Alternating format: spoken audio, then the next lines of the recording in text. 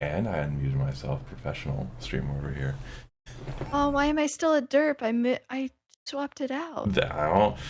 Oh, Reactive. when you swap it out? This morning? During the call or not? Before? Double check Poogie. Oh. Huh.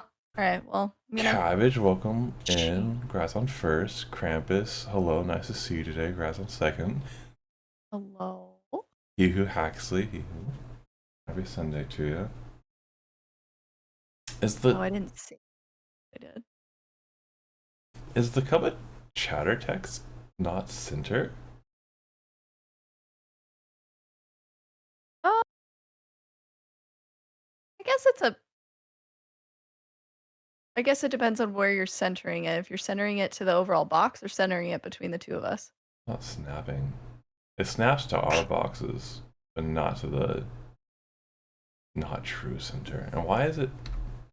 Oh wait, wait. All right, that's the center it's gonna get. We're on a hold? We're on a hold. I figured out. It would tell me like how many pixels are to the right and the left. And so I just made those as close as possible. Those two numbers as close as possible. So it's like off by one, but I don't know where it was prior. Who knows? Oh well. Good morning. Oh look, it fixed. It changed. Your Poogie. Yeah, I changed it. I forgot to save it. That's what happened. Nice. We need. I like playing with just like troll Poogie images. We'll get you like. Wait, what? We'll get you like like my cupcake dog. Oh. Yeah. We can get you one that's just like Mickey Mouse. He'll be probably not Mickey Mouse specifically. That'd be scary as shit Krampus one. Oh yeah. Yeah. Maybe we'll do, next time we'll do like a Halloween themed, and we'll be in like costume, quote unquote. By the way, it looks like we're still playing Friday the 13th. Are we? It says it in the title. Is it in the title? This BD holiday. Did I not save the? I guess I didn't save the. You had a Krampus moment, I think. Yeah.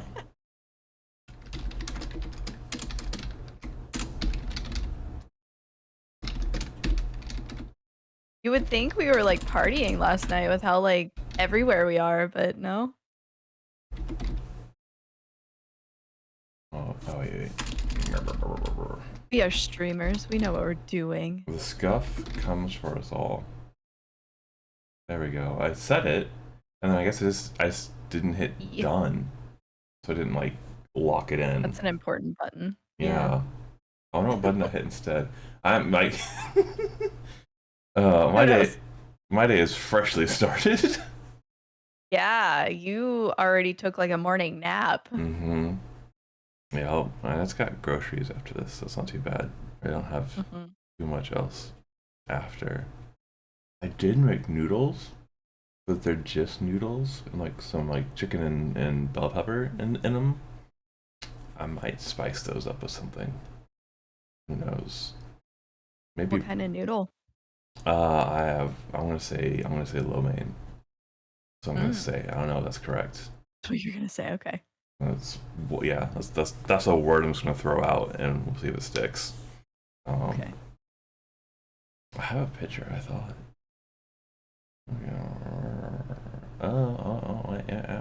No, out there. There's a person.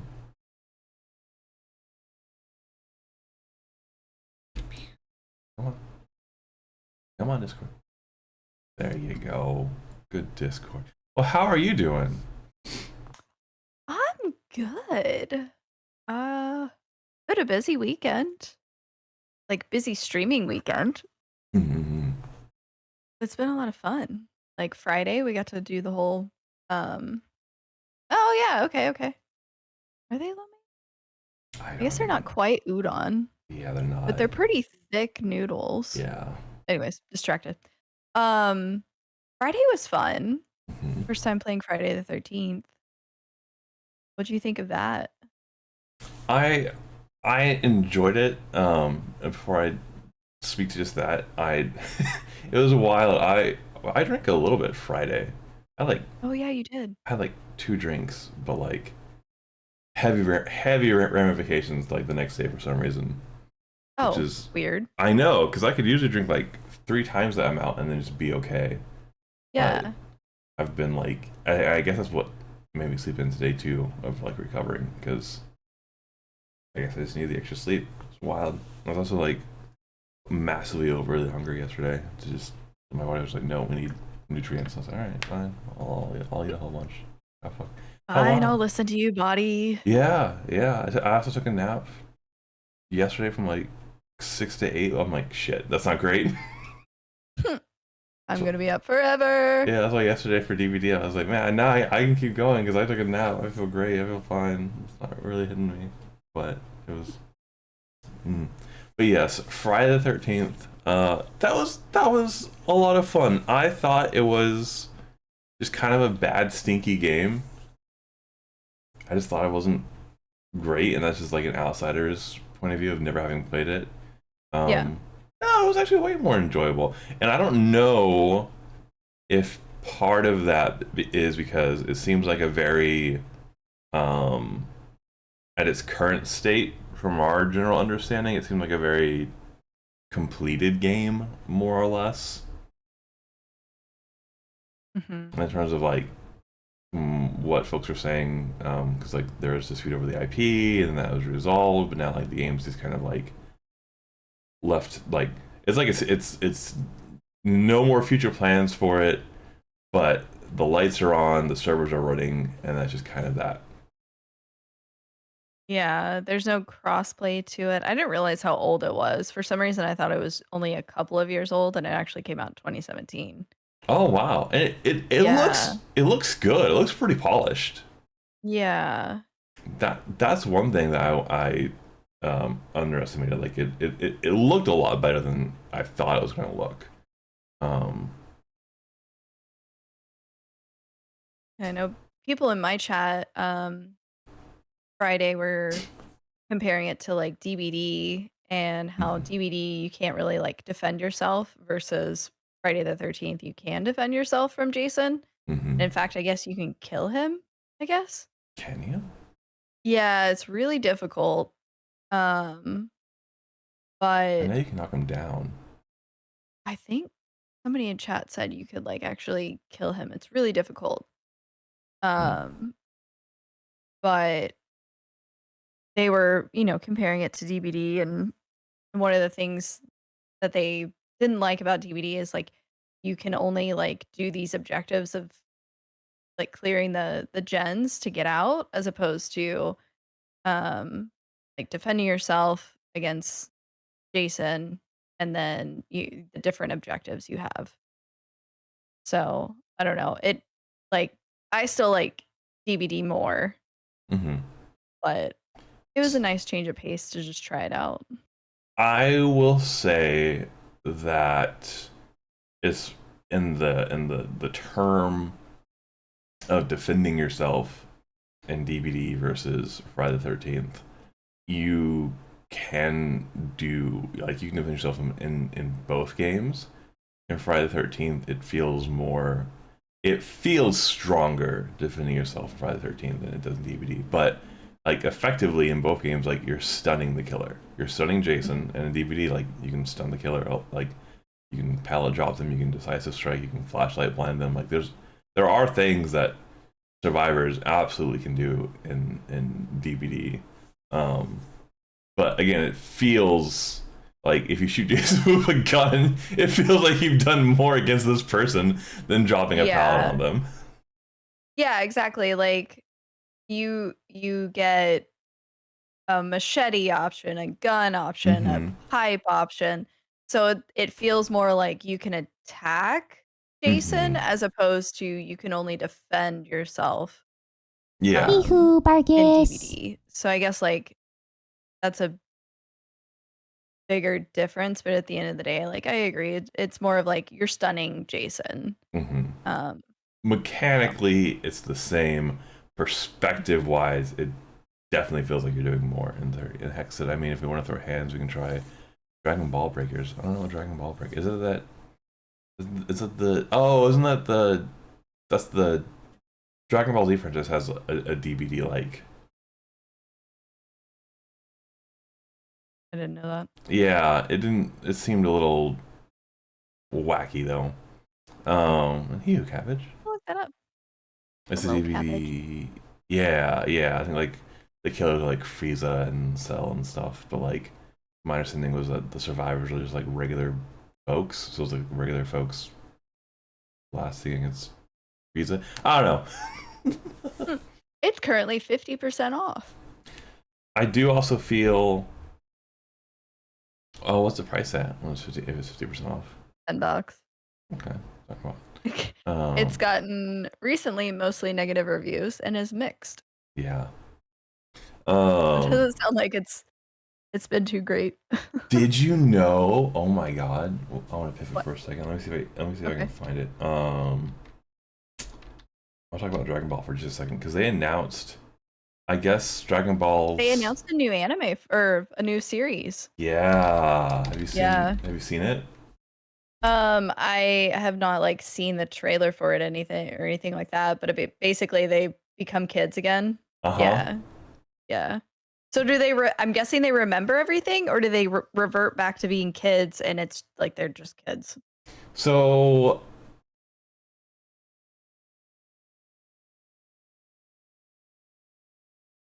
I don't fully know based on Okay. the trailer. The anime, they were kids. Yeah, yeah, they were kids. But here, like a lot of them are, a lot of a lot of the Z fighters are like married and have kids of their own. So like the kids that are kids, like Krillin 18's kid, like I think she's just now like a baby. So you see like 18 holding just a baby. That's so weird. Yeah. I like the biggest meme people already did of it was they like showed like the new Dragon Ball thing and it was like the Rugrats version basically. It's Dragon Ball Z God. Rugrats and I'm like shit. If that I ain't guess right. I guess do whatever you want to try and do to keep the franchise going, but I that just seems like an odd way to do it, I guess. I've noticed that cause I like Dragon Ball Z. I grew up with Dragon Ball Z. I like it Mhm. quite a bit. And Mhm. you saw, I think you you had watched some of like Dragon Ball. Yeah. Very different show. Correct. Yeah, But I had to start somewhere. absolutely. Yeah, Dragon Ball. Like I also really like Dragon Ball. Like Dragon Ball is like great. That's like the fucking roots of the show. It fleshes out like so like if you start with Z, which is it's fine to start with Z because they're how different Yeah. they are. But if you start Yeah. with Z, there's like a lot of minor characters that you see, like like Yamcha, but also like Quar and I'll say Olaf or something. The whoever the pig characters that I'm blanking on, and like Yamcha and not Yamcha. Who's the guy with the cat or ends up with the cat? But yeah, but like in Dragon Ball, like Yamcha was a big deal. Tien was a big deal, and they definitely trail off because of just what what Saiyans are.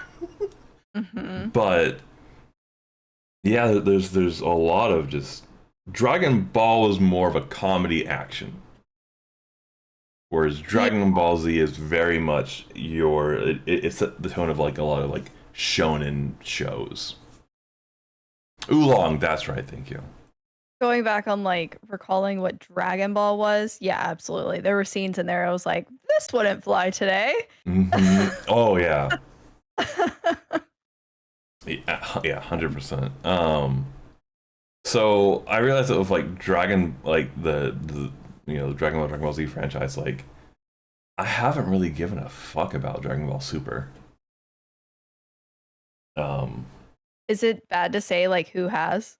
Like, yeah, you know? I think there is a fan base for it for sure, but because I think there's two shows that are running. I think it's Dragon Ball Super and it's Dragon Ball Heroes, and I Mhm. believe like Dragon Ball Super is the kind of canon stuff.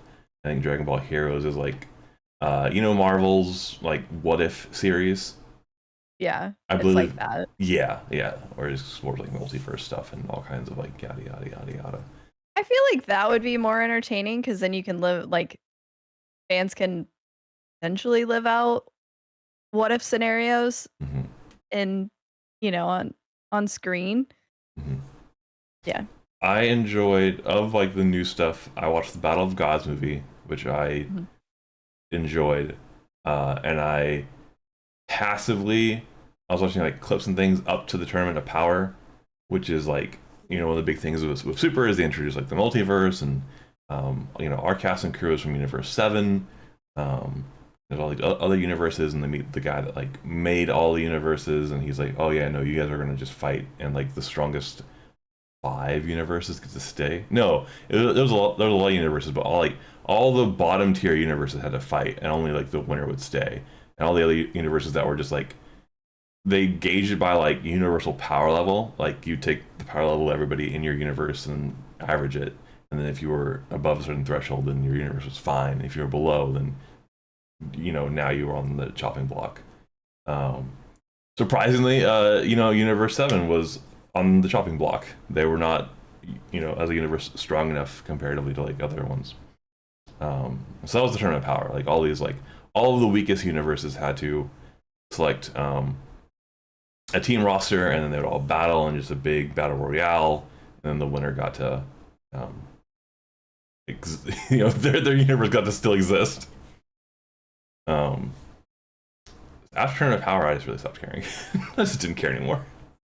So, and it was also an interesting shift because like Goku really promoted really encouraged kind of the concept of the tournament of power because he's like, yeah, I want to fight like strong people and get across the multiverse. Hell yeah! And people were like, you just put multiple universes like on the chopping block to unexist, and you're still like, you're still like, yeah, this is the right choice.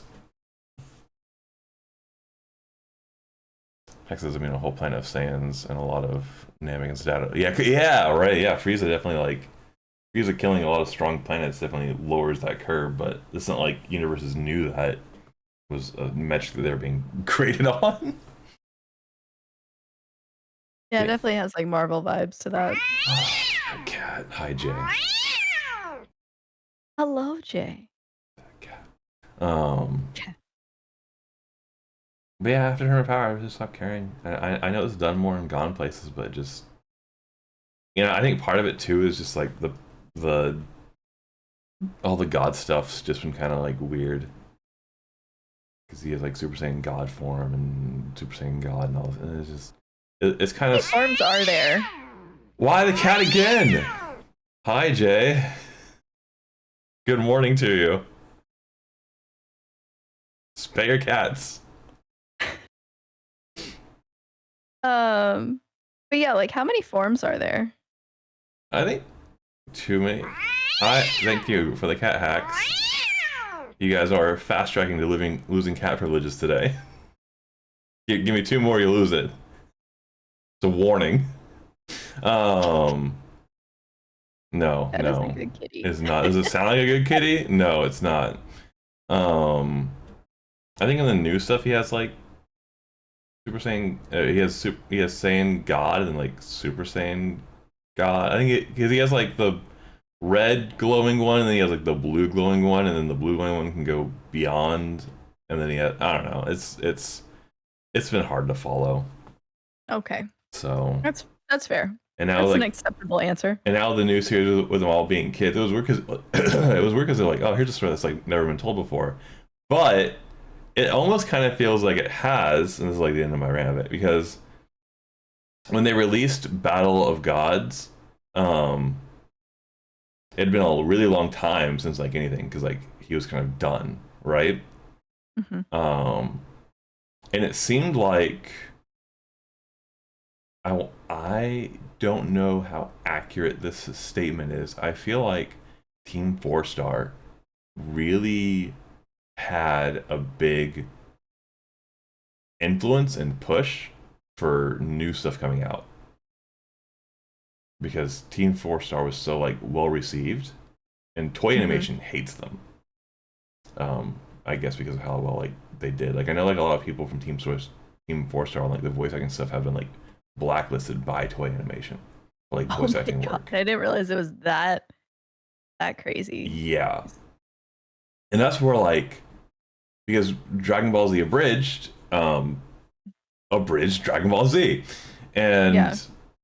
Toei Animation didn't. And I think the issue was like that had been like that's what Dragon Ball Z was for a lot of people, and I guess just Toei Animation didn't like that was how it was going to be remembered. Like if it was going to be remembered, they would want it to be like by them, like through official means. And they released Dragon Ball Z Kai, which is their version of abridging Dragon Ball Z. It just like cut things out, made it cleaner, made it make fights a lot shorter. Just Dragon Ball Z Kai is literally Dragon Ball Z abridged. But I think like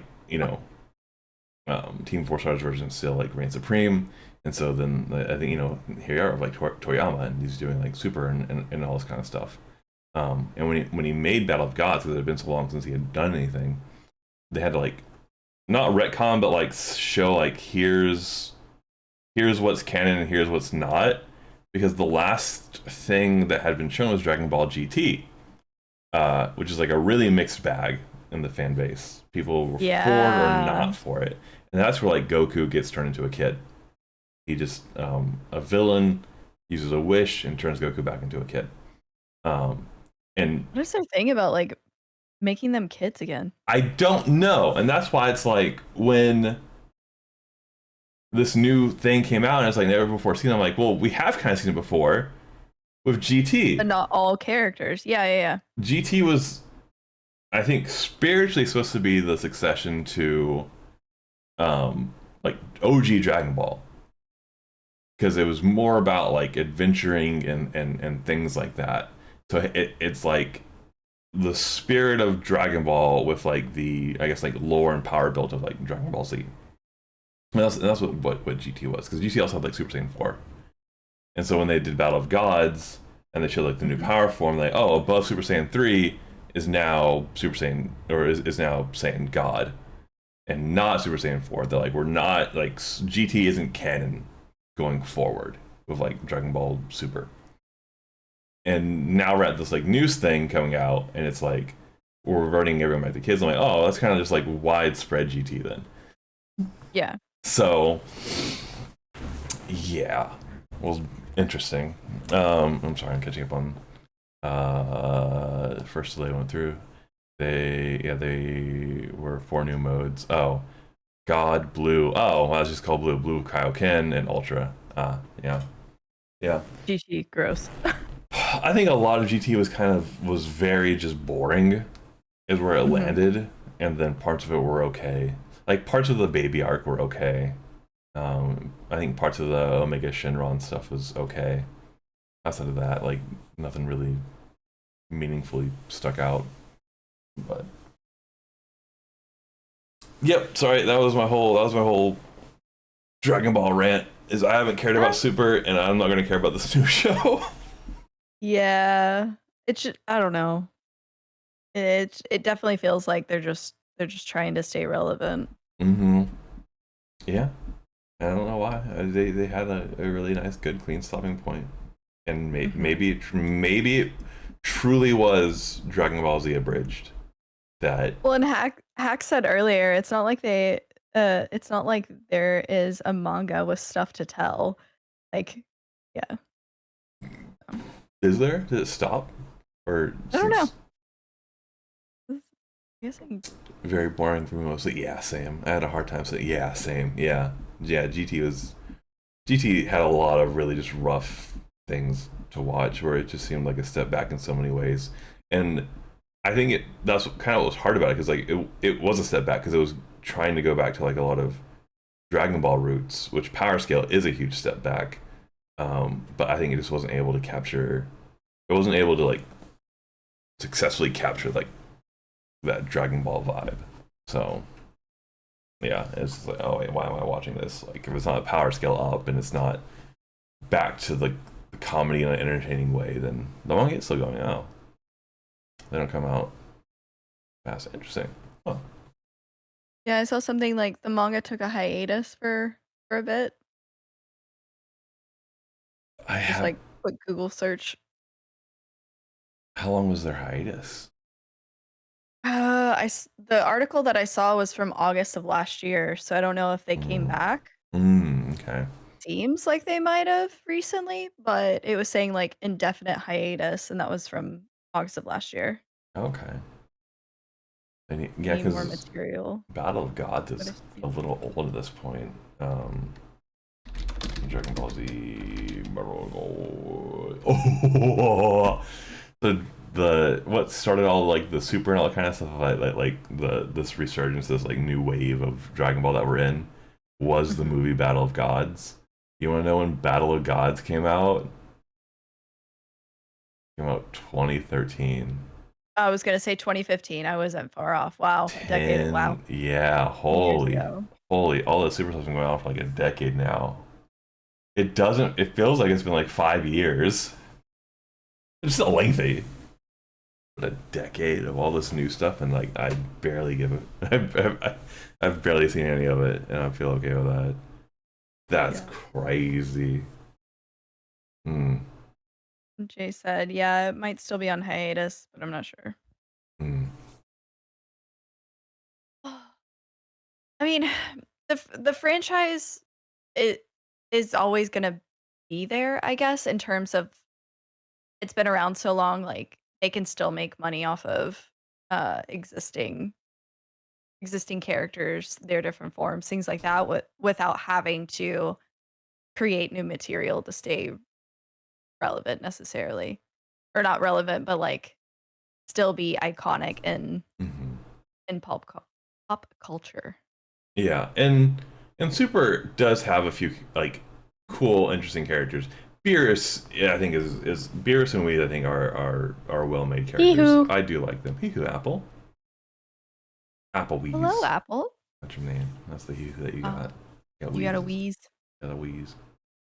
So now cats are okay. If they're gods of destruction, but if Beerus was just like cat,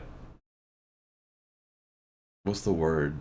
Cat screeching at me on my stream, I'd be like, Beerus, get the fuck out of here. Go eat some pudding. Go find a snack. I find it very relevant that you have a cat redeem, though. Yeah, And I love your response to it. it was for to give people a jump scare option during when I was playing Phasmo.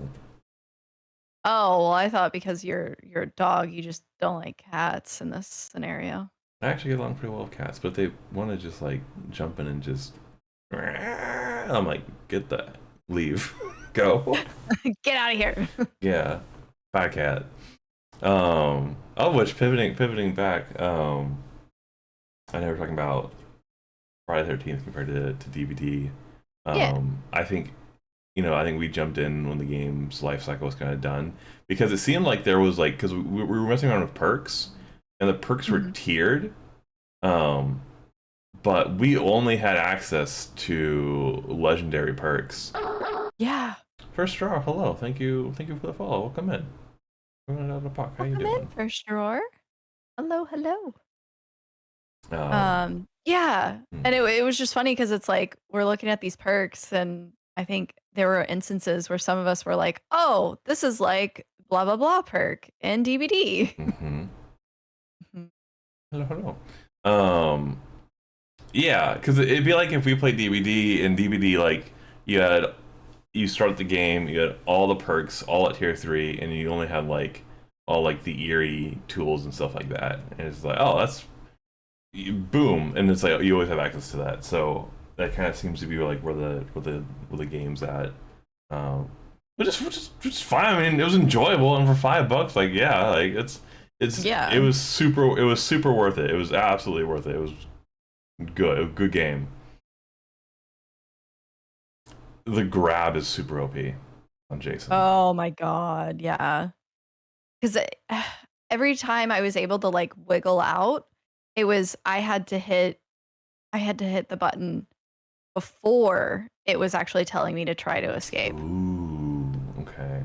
Yeah, I think I and started if I trying. missed that, then you're, like, spamming the get free button, basically. I was on controller, so, Hmm. um, you're spamming that, and you likely don't get out, so We're doing good for straw. We're talking about Dead by Daylight versus Friday the 13th, the game.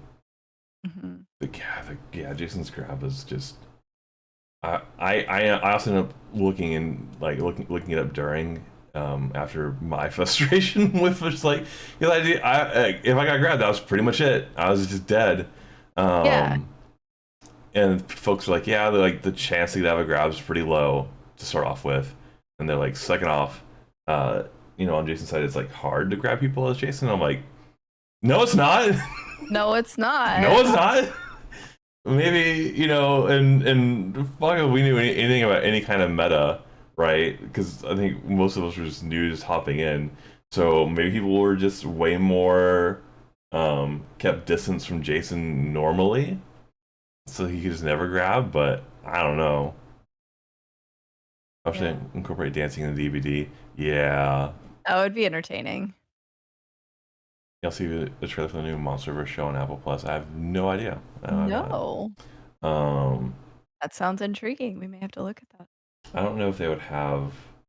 I don't know if they would add emotes. Well, I mean, they have two small ones in deep, right? They have like the two the come over here or go over there, or like the pointing ones for survivors. Yeah.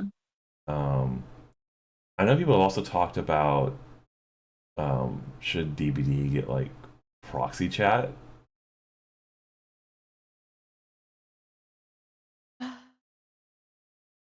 My thought is Yeah. absolutely not, absolutely not. I would that game would get toxic really fast. Yeah, like I appreciate that there's no comms in Mm. DVD. Mm-hmm. We'll see. Carnival Hunt will have Proximity. yeah. Yeah. So we'll see how that Well, goes. and Chu even said whenever they were like logging in and checking to see if there was like a tutorial or anything like that, and it just launched them into a match. Hmm. And she was even saying like, "Oh, it's bad. Oh, it's really bad." Oh damn. I think with proxies um, chat killers, I would assume killers will heal too. I believe they'll heal. They will hear in Carnival Hunt. yeah. And that's the whole thing, right? Like if you had proxies chat and DVD and you like palace in a killer, and then you want to be a toxic salty little shit and say some stuff. Yeah. Yeah, you could Yeah. technically do that. Yep. You could see that fun and the bad in prog. Yeah. A lot more bad in DVD. Yeah. Yeah. Yeah. I think DVD. Because you already know that you could tell when they're toxic without even like hearing them speak. Mm-hmm. The actions that they do. Yeah. Yeah. Bully squads with proxy chat would be the absolute Oh. worst. Oh, because they want to go in and just ruin a killer's day. Hmm. I had a match this week. I was killer. I was huntress. Sent to Borgo. God damn it, Borgo. Dude, I don't know why it's so much Borgo. It's so much Borgo. It's so much Borgo. But that's where I was. The team was so good. They were. They weren't bully squad. They were just good. Yeah, exactly. They Okay. they weren't bullied. They were just really, really good. They were like all because normally, if you play killer, you're against a team, whether it's a Swift or it's not. There's like let's say it's like not a Swift. If it's not a Swift, typically there's like one really good player. There's like one person that can like run really well, loop really well. They want to be Yeah. chased because they want to stall you as long as they can. Yeah. Usually I'll save those people for last. Like, okay, I'm not gonna deal with you right now. Yeah. Um it's really dangerous when a whole team is like that, where a whole team is like really just great. And there's times where like a team thinks that they're like that, or they think that they're all really good, and they can all run really well, and they're super confident and like bagging at the start, like yeah, come on, I'm bagging, chase me, he click click click flashlight, and Yeah. then they go down super fast. Yeah. And I'm like, yo man, where's all your talk? Where's all your you're not bagging down on the ground, huh? But that team was like they had like they were all good. They were all good in different ways. They all had like different like common good smart survivor tactics that was all different. So it was like it kept me on my toes the entire. I think I got a 3K at the end of it. Um, Hmm. but I had to try my ass off. Holy shit! I like the amount of like to get that 3K. I fucking earned it. Like, oh my god, they just absolutely tested everything a killer can possibly do. They were absolutely amazing, but like so much so, I was like drained afterward. Like I was spent, man. They took all of my focus and concentration. Like I went into the following match. It wasn't Borgo, but it was also like a fairly competent team. Wasn't Borgo? What? Yeah, it was the alien map. Oh, okay. God, I haven't Um, been on that map in a minute, I feel like. I've been a handful of times. But it was a fairly competent team. I was just playing shit because I was like batteries drained from that previous Yeah. team. Yeah. I'm gonna save that match from that team because that was like one of the most engaging, rewarding killer matches I've had in like a super like that's up there. That's up there. That's I think now like top three. Catching up on drawer. I feel gestures between survivors is enough for communicating. Really, if you're gonna play Swift, yeah, right, yeah, and like behavior knows that too. The behavior knows like, hey, Discord exists and people actively use it very commonly in the game. Mm-hmm. That's where that and for a good while the behavior sought to close that gap between like discorded Swifts and a lobby of randos because they're like, there's almost like two different games. That's where we got that system of the you know what I'm talking about. You can see what people are doing. You can see what survivors are doing. I don't think You there's like talking a about a perk?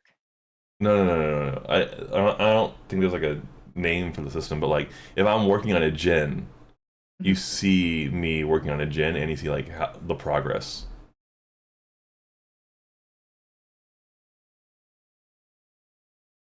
Like, I guess I'm not following what you're trying to get at. Mm, let me see if I can find a picture.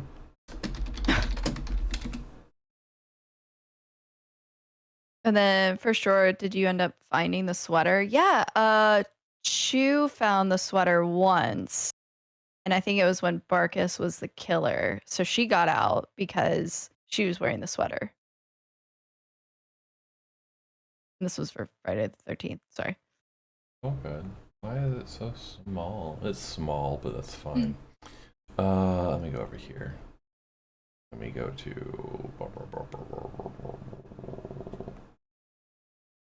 window capture. Yeah. Oh wow. Sorry, showing it. So this, um, Yeah, what about it? it's a little. So this wasn't always there. Oh, okay. Yeah. Yeah. This was added. I don't know, maybe 8 months ago, roughly or so.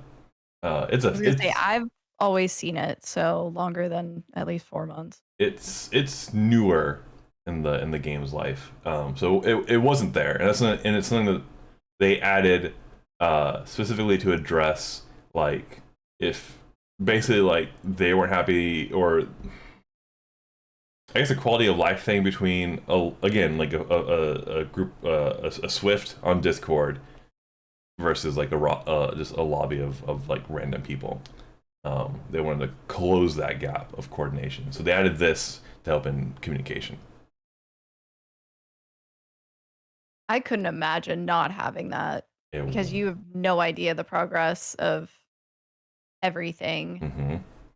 Yeah. Yeah. We didn't have that for a very long time. Huh.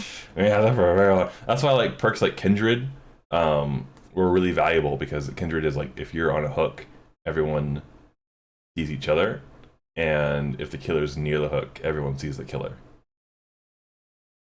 Hmm. So that was a very good information perk. George said I ended up easing. Wait, I ended easing up as a killer if they're struggling really bad. My goal is to get as many blood points as yeah. Yeah, killer's a good way to go for blood points. Mhm. And then I'm gonna try to get at least her to sleep. I want to say hi. Yeah, thank you so much. Bye, Jay. Get some good sleep. Get some good rest. Mm. I will say since they've introduced, because I ran it like we ran into it last night, playing with Ash and D and Wheeze, but since they've released the proximity thing, like anti-camping, Mm-hmm. not proximity. Um, like we had the doctor in Borgo, Mm-hmm. freaking Borgo, who instead of hooking me, let me like bleed, essentially bleed out almost, and Mm-hmm. camp me there as like a way around camping me on a hook. It seemed. Yeah, yeah, So that I wonder if we're gonna see more of those kind of plays. that was rough. Yeah, I don't know what his problem was. yeah. I don't know He didn't what, like Patrick. I guess he really didn't like Patrick. and it's not like all of the time, but more often than not, like you get those kind of killers. Uh-huh. Just objectively, and I don't think it's anything that you're doing, and it's not like the survivor that you play. Um, No, but yeah, but if we end up if we're in a Swift and we end up getting a killer like that, you're usually the victim for it, and it's just not all the time, but I would say like 4 out of 5 times. yeah. Yeah. And like, I mean, I get you can consider it a strat, sure. Hmm. But like last night was a little different in terms of there's a difference of like tunneling someone out and then doing what happened last night. And I Yeah. think it's kind of correlated to the fact of like you can't camp me on a hook anymore. Hmm. But I don't know. Because it's not like you, and I don't know. I haven't really watched you in a chase, but I don't think you're like stunning killers and then teabagging on them and then flashlighting them and then like being Oh an yeah, no, absolute miss. I don't even carry a flashlight. Yeah. So I'll stun him if I can. yeah. But yeah. Yeah. I think more to the point of I'm wondering if we'll see more of those instances of killers getting around being I near a hook issue. like the whole face camping thing is currently one of their big campaign pushes to address. Mhm. Um, and their solution isn't perfect, and they know that their solution isn't perfect. But they're Um, trying something. yes, and I think it's definitely a strong step in the right direction. I think there's a few killers that still just make this new system irrelevant. Wesker makes it kind of irrelevant, and Huntress makes it kind of irrelevant. So those killers, the system hasn't really done anything for them face camping. It definitely does a whole lot for Bubba, and they've super like solo, they super targeted and singled out Bubba. Um, Mhm. uh, so, and I think for the most part, it's going to do a lot. Man, I suddenly remember that we had a Legion that face camped us back Oh, when. really? Yeah, we were like a face camping Legion. What the fuck? But okay, it's weird. Um, Again, it's a strat, I guess. I don't know. slugging of like the uncommon strat. Slugging is a more logical strat, where you just keep everybody just downed in the down state, and like you Mhm. down one person, then you run and find someone else and down them, and then once Yeah. everybody's down, they just bleed out. And I've seen some killers, so it's uncommon to do if that's what they're going for, and they're not being kind of toxic about it, like whatever the fuck the doctor was on about. Um, Mhm. it's solid. It's a strat, and there was one. I think I was like Survivor and I was solo, and we had an Onryo just slug us because Onryo can be pretty good at slugging. Uh, and like Yeah. post game lobby, Onryo was like, "Yeah, you guys kept bringing like you guys brought all this Sabo stuff and all this the petrified oak to make like hooks spawn further away, so there's like less hooks on the map." And I was like, "Yeah, like I saw the offerings and like you guys were super, hooks aren't going to be a thing." So I was like, all right, then I'll just slug, I guess. Just like, oh, you weren't with us. Weez and I played, and we were in Borgo. Uh-huh. And we were against a Bubba. He wasn't that great. He wasn't that great of a killer. He was kind of on the New, maybe. yeah. Um, but we had two randos. One of the randos 3-gened us. Uh, And it was a rough 3-gen. I was like trying to get her to stop, and she's like, no, it's a gen. I'm gonna finish. It's like, no, great. Now we're 3-gen, and it's like that Bubba became so much stronger because now he had a 3-gen, and like it wasn't that much fun for us. I'm sure it wasn't fun for him. Like all he had to do was like he just went around kicking gens a whole lot. That's not like super engaging gameplay. But like, what else is he gonna do? There's like one gen left, and all three of them are in a close triangle to each other. Like that's now the most opt strat, and like I don't blame the Bubba at all for doing what he did. Like this is, it just yeah, I mean, when you 3-gen, it's like, okay, you just made it a bit easier for the killer. Mm-hmm. Yeah, and another thing too, like he wasn't that strong as a player. And I'm like, he's about to be so much more powerful now because now we're all funneled in, and all he has to do is not leave the 3-gen. And he's good. And I think he ended up with like a 2K or something like that. But um, yeah, I think Tiger said 3-gen is something that they want to look at. I don't know. They looked at it for Skull Merchant. I don't know if you've gotten to play against the new Skull Merchant. Yeah, I have. Yeah. I'll just leave it at that. Okay. God. She's very strong now. Yeah, she's so speedy. Yep. I've gone against her a handful of times, and those are kind of quicker matches for sure. And kind of a lot of good what the fuck moments. But honestly, I would rather have her in her current state than like a 30-minute 3-gen match. Yeah. So That's true. yeah, she's really strong now. I think people also need to like relearn her. Kind of like the Xenomorph hypes died down, right? It has a bit, yeah. Because the week it came out, we were seeing like 80% Xenomorph. And I mean, that I feel like that's the trend with any new killer. Like people are trying to get the new killer and whatnot. Yeah.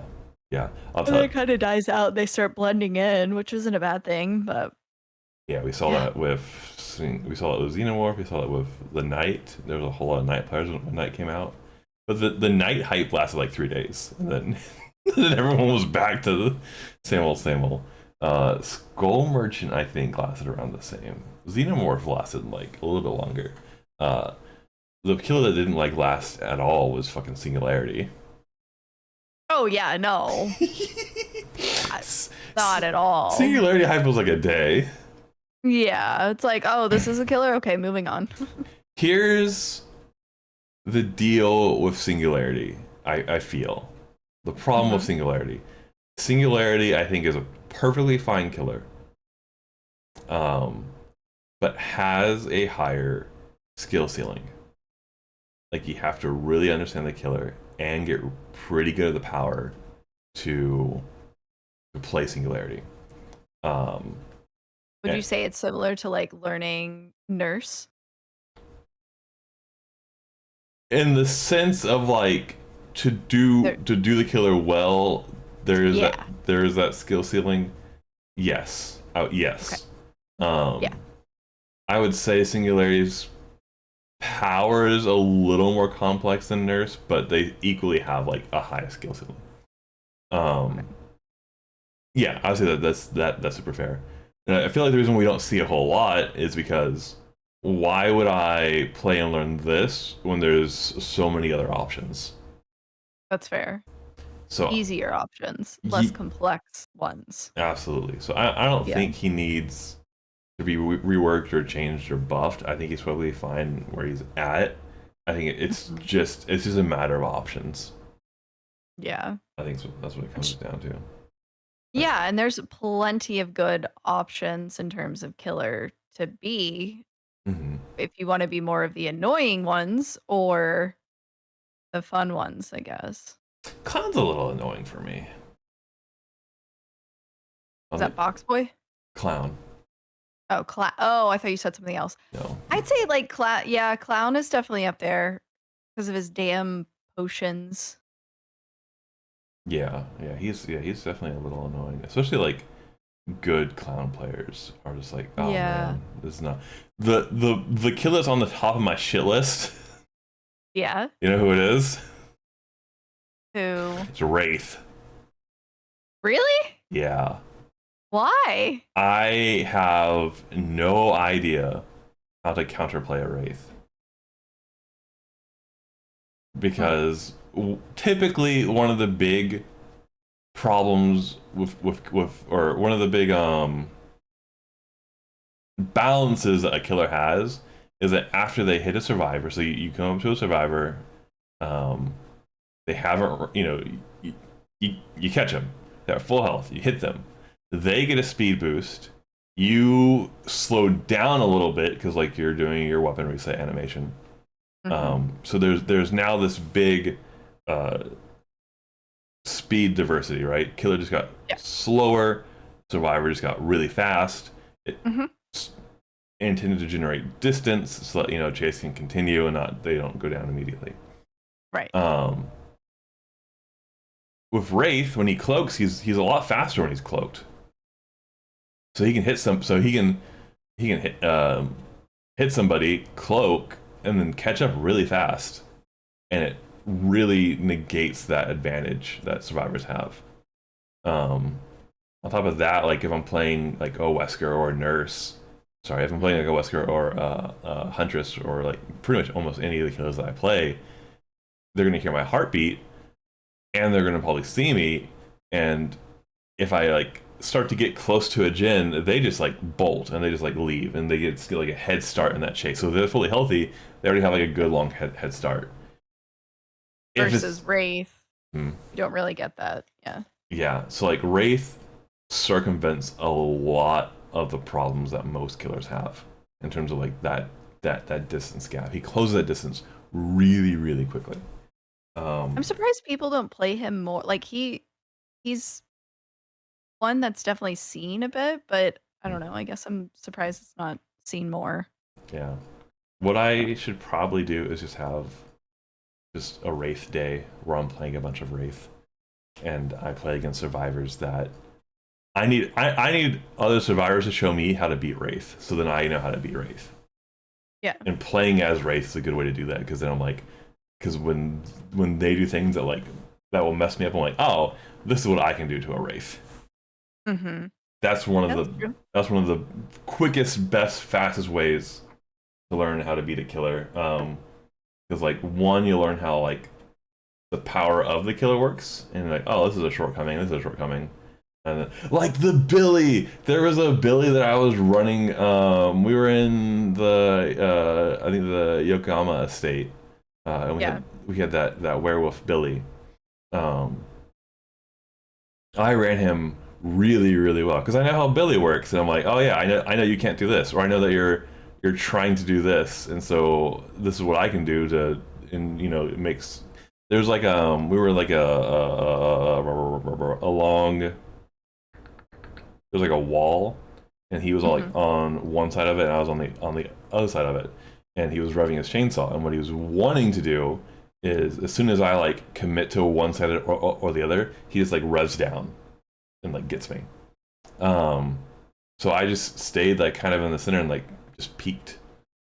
So I decided like, oh, am I here? Am I here? Am I here? Like you don't know, and if you don't know, you can't commit to a choice. And he's like, Mm-hmm. fuck, I can't commit to a choice. I'm like, yeah, I know you can't commit to a choice. So I'm gonna just keep wasting your time here. Um, and there's like, he has like a tough turn radius. So Yeah. there's like Take turns. a lot of things where like, so yeah, so like I've played it Billy enough times to know like his shortcomings. So in that match, I was like, oh yeah, I know what to do here. Don't know, I don't have those answers for Wraith. So Mm. that's Sounds like that's the next killer you should work on. Yeah, because the one I was Freddy. Freddy's kit is a lot of fun. Freddy's a very fun killer to play. Why wouldn't we see more of him then? He's actually pretty weak. He's on Oh, okay. on like the list. I wonder if there's like a quick little it's gonna be slightly subjective. How's DBD in general been for you? Like current thoughts of it? I mean, it's still fun. I mean, I play it like once or twice, maybe 3 times a week. I think this week was like 3 different times. Mm-hmm. So it's still definitely like in my rotations of it. I think I like the fact, I guess it's a double-edged sword. So like the matches are usually quick. So it's not a huge time commitment unless like Mm. you're bingies, it's bingy hour and it's like there goes your night, which it's a lot of fun, right? Yeah. But I think like it's easy to get a handful of matches in and not feel like you're um spent on the amount of time that you're like playing on this or whatever. But Mm-hmm. like on the flip side, depending on who like the killer is and that whole interaction can like make or break the match. So um I want to say there's like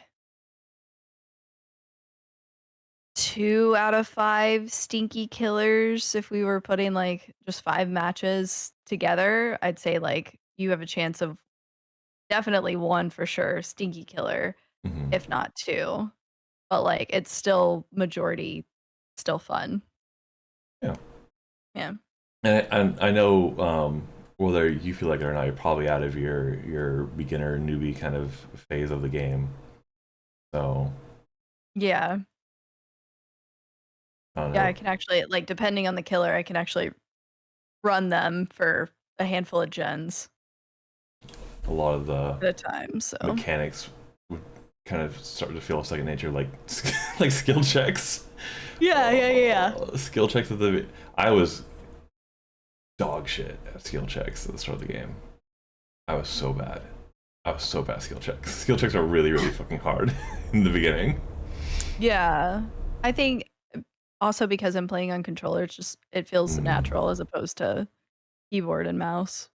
And definitely to what you spoke to, like if you just want to pop in and do like that is one thing I do really enjoy about the game is that the matches are short and you pretty much have comparatively to a lot you have like all the tools at your disposal. Mhm. Like you don't have to go and like grind out material. Like, it's not in MMO. No, You don't have to do hours of farming to do like 1 hour of raiding. that's true. You can just I pop think in like and play. Good. if you're trying to prestige something, then yeah, like you there's a little bit of grind to get Mm-hmm. the blood points to then spend the blood points and then get that character leveled up, all of that. Like I think that's the most grindy part if that's what you're trying to accomplish. Yeah, and those are at least like good evergreen investments. Yeah. This is all right. I'm gonna pivot, and before we pivot things, I did find hello. Why? Oh, there it is. This is Oh, okay. Fabulous. maybe a little outdated, probably subjective. I don't know where this is fully coming from. This is certainly before um Skull Merchant's rework. I would put her at like an A easily now, maybe S. Um, but Singularity on here? no, I'm trying to get a, like, a sense. Okay, so yeah, this was, I like, don't see last Singularity year or then. Xenomorph. I put like Singularity like B and Xenomorph A because the tail's really, really strong. Um, Yeah. before like a lot Got of these Reach. baseline killers, like this is pretty accurate. So like Freddy and Wraith and Myers and Twins, like they're all C tier. Which Or the twins, yeah. I would say is probably pretty apt. Trickster and Legion being B tier is pretty apt. Um, yeah, Hag's very low tier. Doctor, Clown, Trapper, yeah, Plague. Yeah, those are all. The strongest two in the game is Blight and Nurse. Mm. they are just in a tier of their own. But you have to like really know what you're doing with Nurse. Yeah. But Blight and Nurse are the I'm strongest. kind of surprised Myers is in C tier, honestly. Yeah, he does. So I don't think he belongs in like A or S, definitely. But I'd say I don't know. I the get because like you can work him a couple of different ways. yes, yeah, he definitely has good flexibility. At the end of the day, Yeah. he's just an M1 killer. Okay. He doesn't But is that have. the only basis for this? I think because in his, I feel like depending on how you play him, he's probably really good late game. I think he's probably way more of a late game killer than anything. Why is Amanda so high? I don't think Pig should be that high. Okay.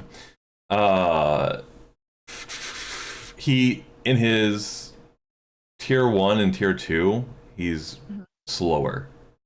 Mm-hmm. Also in tier 1, he can't lunge. He can't do like a lunge attack, or he can't, but it's like really short. So he's designed to be weaker in lower tiers. I think in tier 3 he might be slightly faster than the average killer. And then of course like everyone's exposed, or if you have like the right add-ons, then he can just more you. But yeah, just baseline regular ass Myers, pretty weak. pretty weak. So I think people do a lot of good jobs with him. I think people underestimate him a lot, and he does have like a lot of good play variety. I think Myers functions in a very kind of niche format. Like Scratch Mirror Myers and Midwich or RPD is like designed to be pretty strong. Mm-hmm. But if you put him in like the cornfield, uh, he fails pretty fast. Interesting. So he's good in select places. I think people who do play Myers are pretty cognizant of it, and like we're gonna be pretty selective with all this. So I think we typically just see him at his best for the most part. So Yeah. I feel like he definitely has the scare factor working for him versus a lot of the other killers. 100%, yeah. So. I've been jump scared by a couple of Myers, where I'm just like, oh Jesus. Mm-hmm. You just enter a room and then boop, he's there. Yeah. Um. Don't hear him coming. Yeah. For the longest time, I wanted to find like a killer that was just stealthy like that. But when I played him, and I realized he had he was just like, if you play Stealth Myers where he stays in tier 1 forever, he's slower. He's like just too slow, and like the speed was, and he can't really lunge. So I'm like, oh, this is, I don't like this. I want to be stealthy and sneak around. So, which hilariously, the person that fits the build that most is Wraith. Yeah. So maybe that's what I do this week, because we have a Wraith learning week, and I just try to find survivors that can just curb stomp me, so I can be like, this is how I can curb stomp Wraith. Here's the secrets. I know we had a video. Yeah. I had one final horror video game topic though. Okay. Excuse me, which was Phasmo. Oh yeah. Because I've been playing was it this past week that I played? I think it was this past week. I think Yeah, I think so. that I played some Phasmo. Long week. You and Tiger were definitely playing a lot. I hadn't really ever. I only done it a few times for like collabs. I never really like learned the game. Because I was like, yeah. That was my whole attitude. Yeah, I have to learn it. And then I was doing it solo, and I couldn't correctly identify evidence. I couldn't correctly do X or Y. I'm like, do I not know how the game works? And I went and did the tutorial, and I did not know how the game worked. Oh.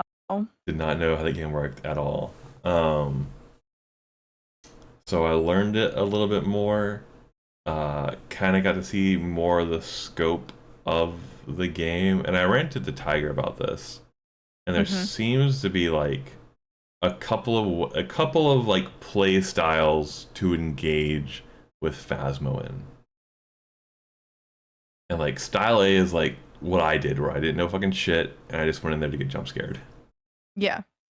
Style B is you've actually gone through the tutorial. You at least understand the mechanics of the game. You can identify, you're looking for clues and you're using the tools and you're getting your evidence and identifying the ghost, and maybe it's still, maybe you're still like leaning into style A where there's still just some little jump scare moments. Right. Then there's style C, which is like the crazy insane hard modes where you don't get any evidence and you start off with like zero sanity, and really you're just trying to identify the ghost from like one or two hunts, not based off evidence but based on like how the ghost interacts. Like apparently different ghosts, some ghosts are speed based, and Mm-hmm. you have to identify them by how quick or slow their footsteps are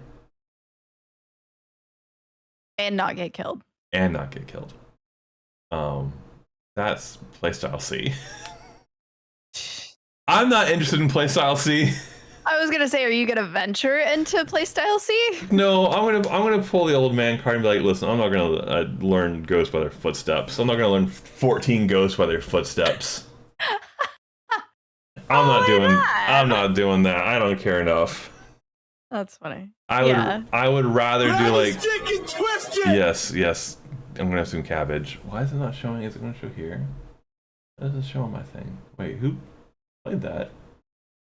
Why did it not show up? I heard the grab a stick and twist it. I don't know. Some of your sound alerts don't actually have a message. Yeah, but it would tell me on the chat that someone did X or Y sound thing. Interesting. Um, yeah, I'm not gonna learn it that. I'm not gonna learn the game that much. The game's also like a little janky. It's definitely got some rough edges for sure. Oh yeah. Um, Chaos Burger sounded it did cabbage. I knew it was you though. Welcome in. Wait, I I think mean, you're Cabbage right. broke my camera, so chaos did reign there Friday night. So Oh my I don't know what god, happened. the chaos is strong of cabbage. I Um, know. but because of like learning the landscape of Phasmo, I'm definitely infinitely more interested in Demonologist and trying that out. Okay. Because it looks a lot more polished. You actually have character customization. Mm-hmm. Um, with Phasmo, you have like your EMF reader or your thermostat, and they have like different tiers in Phasmo. And Demonologist is like, no, it's just here you go. Here's the EMF. Here's like the tool. You can just use it. Um, so that might be the better experience of that style of game. Hmm. But Yeah. I mean, it's only $15, but nice if it went on sale. yeah, that's what I'm waiting for a little bit because I'm like, it's Halloween month. It's got to be going on. Yeah. It's not that new of a game, or it's not that it's got to be going on sale. That's Yeah. kind of okay what I'm hoping for. So, but yeah, that's what I had. Okay. You want to dive into video? Yeah. Okay, we had a Dr. K video. I'm Yeah. gonna mute this. He's talking about the addiction you didn't know you had, and I'm gonna go back to the start of it. Let's see. All right, here we go. If you ever want me to pause, let me know, and I'll pause, and we'll Okay, speak I'll to yell at you. any of his points. Okay. Yeah.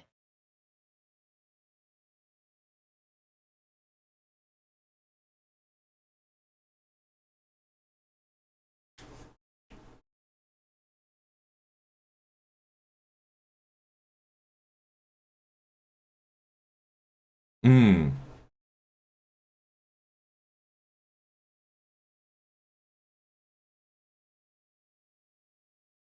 Mm-hmm. Mm-hmm.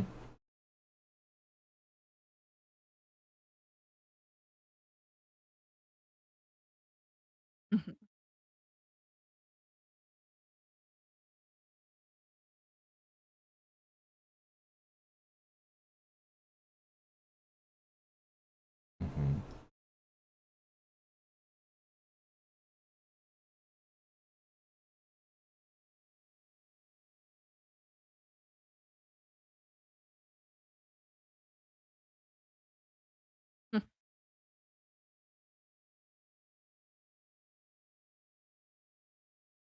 Mm.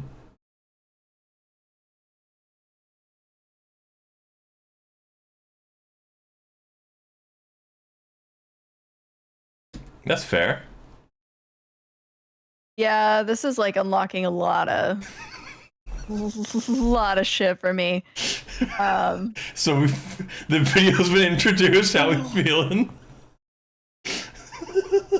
God. This is this All is right, I just got slapped by this is a hard by left turn from our previous topic and vibe.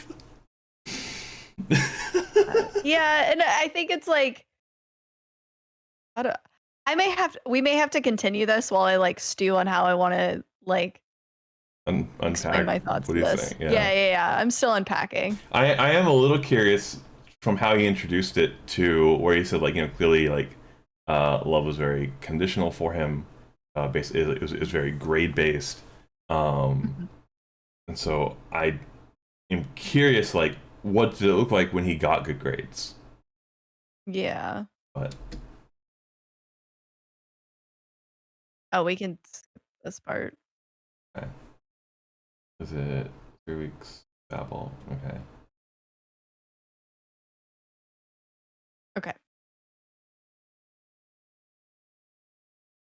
Mm.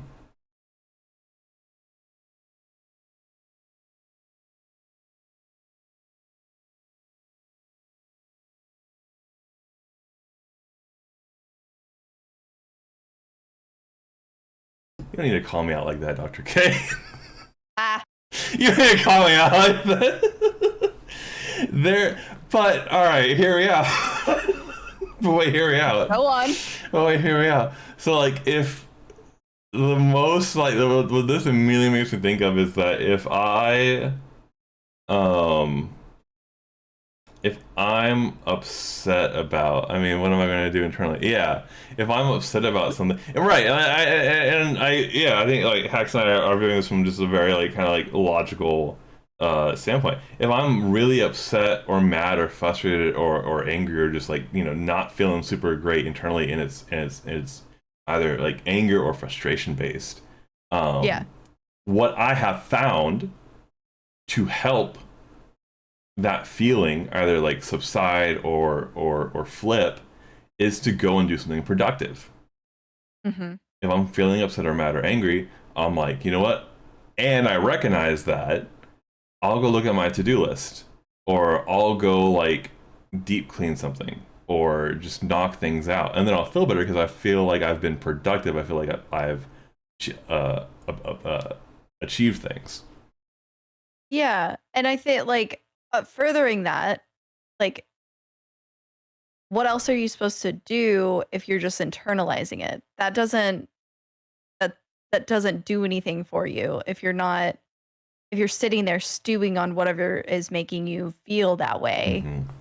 In addition to, if I'm upset about something or um it I I don't have the right words to express how I feel in that moment, I do have to take a moment for myself to like sit with it in the sense of I need to unpack why I'm feeling this way, what's going to be productive about addressing it, Mm-hmm. and like back to what you said, Barkus, around going to do something productive because it, I guess, in a sense, like distracts you to help you like digest what at the end of the day is bothering you and potentially a solution to go about like solving that problem. Yes, and I think like that's also where a split could be to maybe what he's talking about. So if you have a problem or an issue, and instead of, and let's say I'll make an example. Let's say you have a problem or an issue with somebody and they're making you frustrated. Mm-hmm. Instead of dealing with that or talking with that person, you go off and do what I said I did, of like, update my driver's license or go clean my bathroom or, something like that, right? Like, instead of dealing with the issue that's causing this internal thing, I'm going to do something else external to get like relief from that frustration. Mm-hmm. So that I can see like a split there. Sorry, go ahead. Yeah, but I think another element of it, like if it is with someone that you're having this problem with, you don't want to further escalate the issue by saying something in the heat of the moment. Yes. Yeah. So, and also to what you said too, like if you have an issue, like, well, what good internally, like if you just sit there and stew on it and ruminate, like that's equally not healthy. I've said, so I'm content with who I am because my parents didn't love me. I don't know if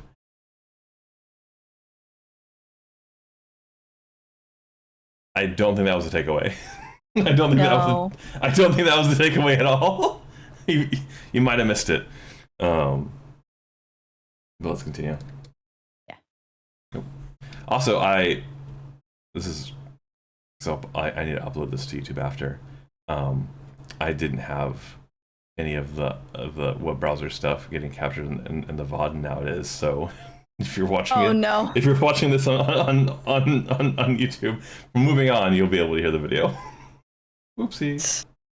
I'll go back a little. External factors to solve internal problems. So we sort of know about this, and this is actually a little bit more common in men, is that sometimes when we feel bad emotionally, we will turn to an external thing to fix an internal emotional problem. So if I'm addicted to, let's say, like heroin or alcohol or marijuana, how do I fix that anxiety or feeling bad about myself? I turn to an external thing to make it feel better, right? I'm going to drink alcohol, I'm going to get high, and I can do an external action to improve my internal state. For people who are addicted to self-improvement, they just turn to a different kind of action, right? I'm going to accomplish something. So if I feel insecure and unlovable on the inside, like I don't really belong here, I feel like an imposter, what am I going to do? I'm going to do the best job that I possibly can. I'm going to rise to the top. And if I rise to the top, then I will feel pride, right? People will respect me. People will love me. People will like me. And then this feeling of insecurity or lack of love on the inside will go away. But that's not actually what happens, right? So if you're addicted to self-improvement, you know this, that even when you get a gold medal, you're not like chilling and happy, right? The first thing that you're thinking about is, oh my God, who's going to beat me next year? And even when there aren't competitions, like let's say, for example, like you do a group project or you pitch something to your boss, even if they say like, hey, great pitch, in your mind, what you're sort of thinking is like, that person's just saying that. I know I could have done something better. And then you go asking for feedback and you're like, what could I have done better? What could I have done better? And so what you sort of fall into is this sort of idea where when you have a negative emotion, you're going to engage in an external behavior to make that negative emotion go away. But there's a fundamental problem with that, which is that any kind of relief that you get is temporary, because fundamentally, emotional problems... I'm going to pause it there because it's the end of the... Wait, I'm going to make it a better there. I wanted a better pause. Yeah. And then, okay, Cabbage, you were being sarcastic. Okay. Yeah, I was 50-50 sure. I was like, I don't know if he's being sarcastic, if he's joshing or if it was real. But so wait, what was the slight recap of that? So basically, to me it seemed like he took a left turn on what I thought he was gonna go after, because it's if you're having internal problems, whatever they are, you're looking for an external way to essentially distract yourself from that issue. And like a lot of his examples were substances. Got it. Yeah. And he threw in like weight training, like going to the gym, things like that, as a way to like improve yourself. But at the end of the day, like it's not going to address the thing that's causing you to look for those external factors. Yeah, that seems kind of quite adjacent or parallel to what I was talking about. Yeah. because I feel like in my examples of, you know, times I get frustrated or angry at things and I just go do something productive and I feel better, I feel like the sources of those frustrations are very like ephemeral, and I know that they are. Like, let's say it's let's just say it's something silly. I got mad at a game. Let's say I got mad at a game. I'm frustrated. I'm mad, and so I go and like clean. You know, like that's very different over like if you're having like imposter syndrome or something like that. Yeah. I'm trying to see how it ties back to the whole like conditional, unconditional love issue. Yeah, back just a little bit, right here a little bit. Kind of relief that you get is temporary because fundamentally, emotional problems require emotional solutions. So a good example of this is people who are like afraid of being behind in like romantic situations, right? If I'm like a virgin or whatever, and I'm thinking to myself, "Oh, I'm a loser," like I feel bad about myself because I'm a virgin. That is a insecurity that I have internally. And so how am I going to fix this? I'm going to like, you know, sign up for some like pickup artist course or whatever. I'm going to like become a Chad or whatever. And I'm going to like do better in life, right? I'm going to go and I'm going to get laid. So I'm going to fix this problem by getting laid. But when I work with people who are, you know, insecure about being virgins and they will go get laid, either sort of some meaningless kind of sex at a party where everyone's drunk, or in some cases, they'll even work with like a sex worker or a prostitute, that doesn't actually fix the problem. In their Yeah, that mind, seems they're more sort of thinking, like, destructive. okay, if I fix this thing on the outside, it will make me feel better on the inside. And so they go on. I would, and like this kind of popped up a little bit, this thought popped up a little bit earlier when he was talking about, you know, insecurities. Oh, maybe that's how it ties into unconditional love, right? Because your love was Yeah, conditioned. I'm guessing we get it in the next section almost. But you know, if you like did a great presentation or you won a tournament, or in this situation, like it's kind of one of like, you know, you're a virgin and now you gotten laid, but it doesn't feel like, doesn't feel filling, or you're still wondering like what's the next thing, or like what's the next step, or like how could this have been better, or yada yada yada. I feel like one kind of quick criticism I would say if I was in that situation having those thoughts would be like, this whole situation lacks vision. Because if you're, you know, in any of those examples, like you competed in like an esports tournament, or you competed in a tournament and you won first place, when you're going in and you won first place, you're like, man, who's gonna beat me next year? Well, if you were going to go into this tournament and you had this vision of like, here's what we're gonna do, we're gonna get first place, that's what we want, that's the goal, that's like the whole, and here's the vision, here's how we're gonna like roadmap it, boom, that's what, you know, and then you do that, you've done it, you've like, that was the skill of it. And like you can, you have to find or figure out like what's your stopping point. And it doesn't mean you can't keep growing after certain stages, but like you have to have like a scope of knowing like, when is enough, when should I feel okay that I've achieved or gotten or experienced X or Y. Yeah. I guess like I think the way I'm kind of taking this so far is like tying back to the unconditional conditional love piece, and how he was like, "Oh, good grades. You know, my path was set out before me. If I either become a doctor or I become a lawyer, kind of thing, right?" So like the only way he can achieve um, acceptance, approval, um, all of those like all of those words associated with it from like his dad in this case, Mm-hmm. kind of what he was alluding to, and feeling that um, he's loved, if you will, Mm-hmm. is by achieving all these things. So therefore, you have almost this like addictive behavior. Mm. I can't be bad at this. I have to be good at it because my love from my parents' love depends on it. Mm-hmm. Yeah. So therefore, you know, I did well in this tournament, or this, you know, I placed well, whatever. I won the tournament, whatever the case may be. It's like, okay, how do I get that feeling of being loved again on the next thing? And I might be taking this like a step further, but I can I can see myself in terms of like my relationships with my parents um in the same light, in similar light. Okay. So I think that's where I'm going with how like this kind of lecture is kind of going. Mhm. Yeah. And like I can definitely relate and see, you know, the mindset that he's describing, because it's like, you know, if you're in sports and it's like, yay, like I won regionals, but it's like, or you know, if you're in sports and you won regionals, like cool, that's not enough. Like we got to go Yeah. nationals, we got to do like it's always looking for what's the next tier, what's the next step, what's the next quality bump. Like it's there is just kind of this hole in a sense, and it seems like logically you would ask what's the next step up, but like emotionally nothing's filling that. Yeah. Yep. It's Mhm. like you said, it's temporary and that feeling. Yeah, where like a lot of people will be like, yo, I won regionals, let's go, that's awesome.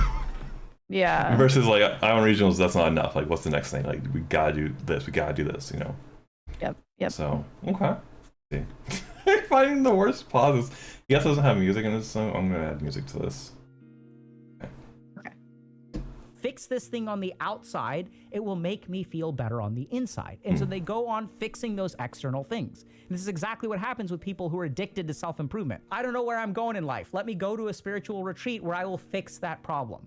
I don't know what's happening in my life. I'm not getting promoted, or I don't feel like I'm a competent person, or I feel like an imposter. Let me go work really hard so I can get promoted, and then the imposter syndrome will go away, right? On the contrary, the imposter syndrome gets worse, because now I've tricked these people into promoting me. And the imposter syndrome is like, oh my God, like now I'm going to screw it up and people are going to realize they never should have promoted me in the first place. It doesn't work, because emotional problems require emotional solutions. Now there's a caveat to this, right? Or there's a counterpoint, which is Right, because and that's kind of what I was saying, right? Like using, like, if and I think that might be where some of the disconnect is for people, because like you have to realize that it is an emotional problem. And you're trying to apply like a logical solution to an emotional problem, and the logical solution isn't working.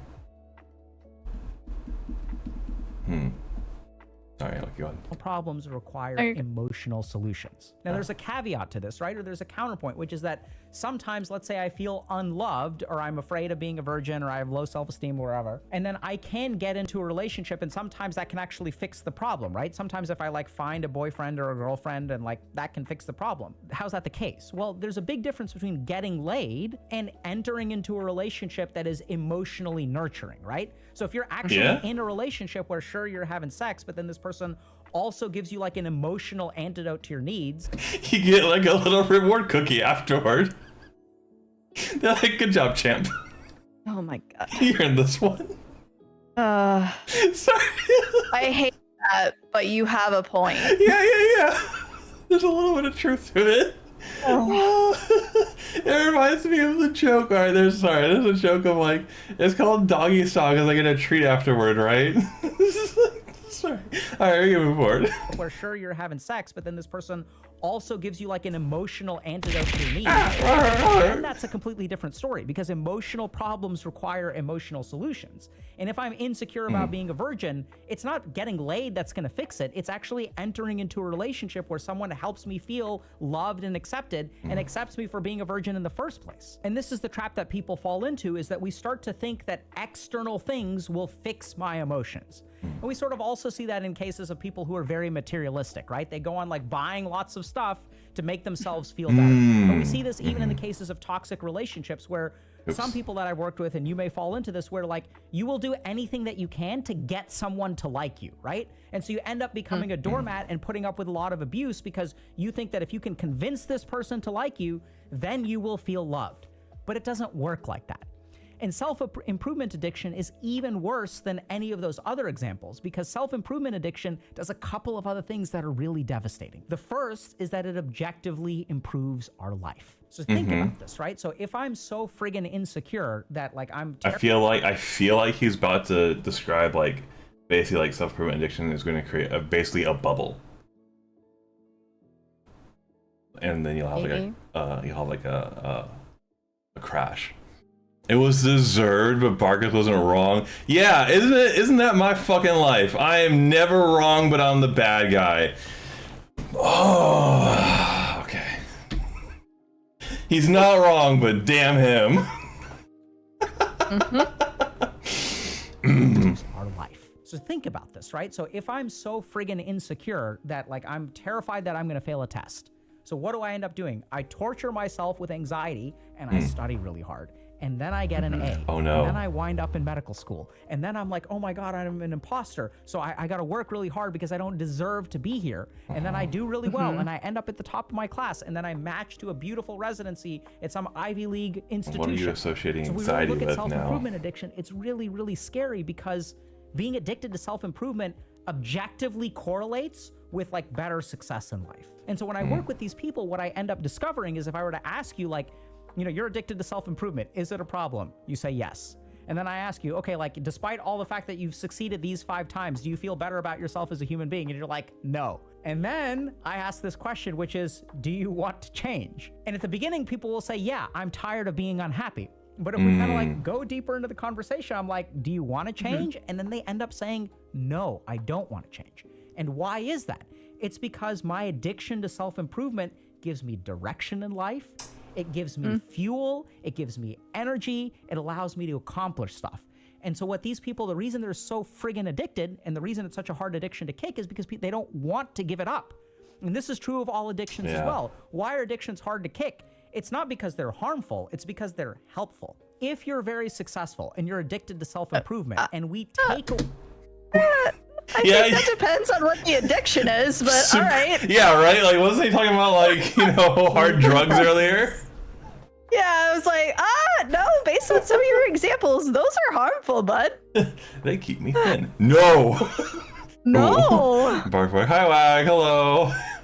Hello, Ash. Hello, Wags. I'm addicted to throwing my toaster in the bathtub. But are you also in the bathtub where it's just, like, kind of like, it's like the thing with the duck. I don't know if I have that. On tap. Hee-hoo wag. Yeah, depending on, in the context of the addiction being self-improvement or I guess going to the gym, they can be helpful. Should have thrown things at Barkus. How dare you, sir? But yeah, if we're basing it on purely saying like I'm studying, I'm I'm gaining more knowledge. I'm addicted to learning something new, gaining more knowledge, self-improvement. I'm going to the gym, things like that. Yes, those are helpful, but not some of the like earlier points that he mentioned in terms of being addicted to something. Yeah, absolutely. Like I says, I'm legitimately addicted to D&D. I'm on part 5 of campaigns. Please help me. All right, but he's a part of 5 campaigns. Oh, okay. But Wag, here's a question: do you want to stop? Right? Do you want to stop? You're addicted to Squishmallows. Never. Yep. Caddy, hello. Oh my goodness! Welcome in, Raiders. Welcome in, Raiders. Let's switch to. There we go. Welcome in, everybody. My name is Barkus, Dog YouTuber. I am joined here by Krampus. Hello. And welcome in to Cup of Chatter, where we talk about kind of anything we want. Yeah. in this not a podcast. What were you up to? What are you up to, Caddy? Welcome in, everybody. Love D&D. Spent too much money on it. Fair. Oi, Caddy. One campaign at the moment. And yeah. Fall Guys and Phasmo. Hell yeah. Nice. I want to see those things kind of collab. I want to see like a Fall Guys ghost and Phasmo. Welcome. I hope you had a fun time. If you have to do any post-raid stuff, please do so. Do take care of yourself, Caddy. We appreciate it. We are not doing games like that, but we talk about them. We're actually going over a Dr. K video on addiction. Addiction is a little bit like self-improvement, addiction, self-improvement, conditional love, unconditional love from parents. Kind of a smorgasbord of topics that he's kind of weaving together. Yeah. But yes, do any post-stream stuff to take care of you. Thank you so much for the raid. I appreciate it. And we're gonna get back to all of this. Let's see. I'm gonna go back a little bit. Okay. Because he had just said those that are addicted to self-improvement feel like they want to stop because it's not making them happy. It's just generating anxiety. And when he asks if they want to stop, up front they say yes. But when they dig deeper into it, they say no because it's benefiting them, even though it's making them unhappy. Yep. It gives me energy. It allows me to accomplish stuff. And so what these people, the reason they're so friggin' addicted and the reason it's such a hard addiction to kick is because they don't want to give it up. And this is true of all addictions as well. Why are addictions hard to kick? It's not because they're harmful, it's because they're helpful. If you're very successful and you're addicted to self-improvement and we take away your insecurity, what's gonna help you wake up in the morning? Why are you gonna go to work? How are you going to decide what to gun for, right? So addiction to self-improvement, when we have this insecurity, it gives us a sense of direction and it gives us energy. And we don't even want to give it up, because if we lose our direction and we lose our fuel, then like, what are we doing in life? That's like, scary. How do I know what I'm going to be doing? Like, I have no direction. I don't know what I'm supposed to be doing. That's scary, right? Because it's like, if I give this up, I lose my drive. Yeah, exactly. So that's what I've been like sitting here trying to figure out, like what he's offering you do instead, or help like change your mindset towards it. Because at the end of the day, let's assume it's a healthy, helpful type of addiction that you have. So you're studying for something, you're self-improving in some manner, whether it's school related, physical, things like that. Like, what is the alternative then? Like, tell me what I should be training my brain to do, basically, to not be one that's like, I need to go to the gym because these are my goals. Like, obviously it's not good to not have goals, but like, where are we going with this? Yeah. So so like what's what's the quote unquote like healthier mindset to have here, right? So if he's defining something as an addiction that has definitely a negative connotation to it, and if it is a mindset or a cycle or a lifestyle that you're having that is making you unhappy and you can't quit it, I could see where it would get classified as an addiction. But the root of what he's identifying here is that yes, it is an addiction, but it's providing positive things. It's giving, these people, it's giving people drive. It's giving them motivation to do these things. So what can we replace?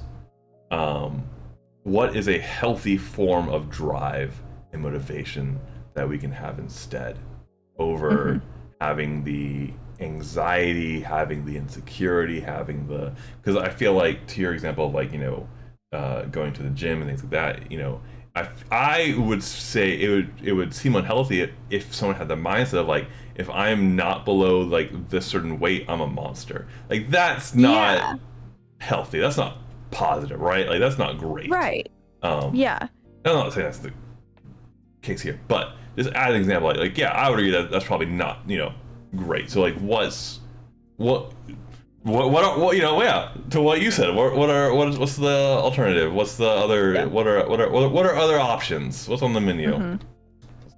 Like, what are we doing in life? Like, how do I know what I'm going to be doing? Like, I have no direction. I don't know what I'm supposed to be doing. I'm going to be sitting at home. I'm going to be lazy. I'm going to become the failure that I am afraid I've always been. So this is the huge problem, is that people don't want to give up their addiction to self-improvement. So how do we fix this? So the first thing that we've got to understand, once again, is that emotional problems require emotional solutions. So the one concrete thing that I would recommend to everyone who is addicted to self-improvement is stop looking outside yourself to fix that kind of thing.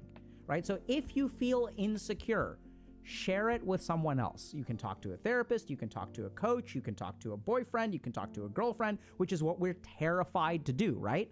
But here's the problem, is that right now, the reason you're in this mess is because when you feel insecure, you go and try to fix it on the outside. You never actually try to fix it emotionally. So what I would strongly recommend that you do is share that emotion with someone. I know it sounds crazy, but that's literally all you gotta do.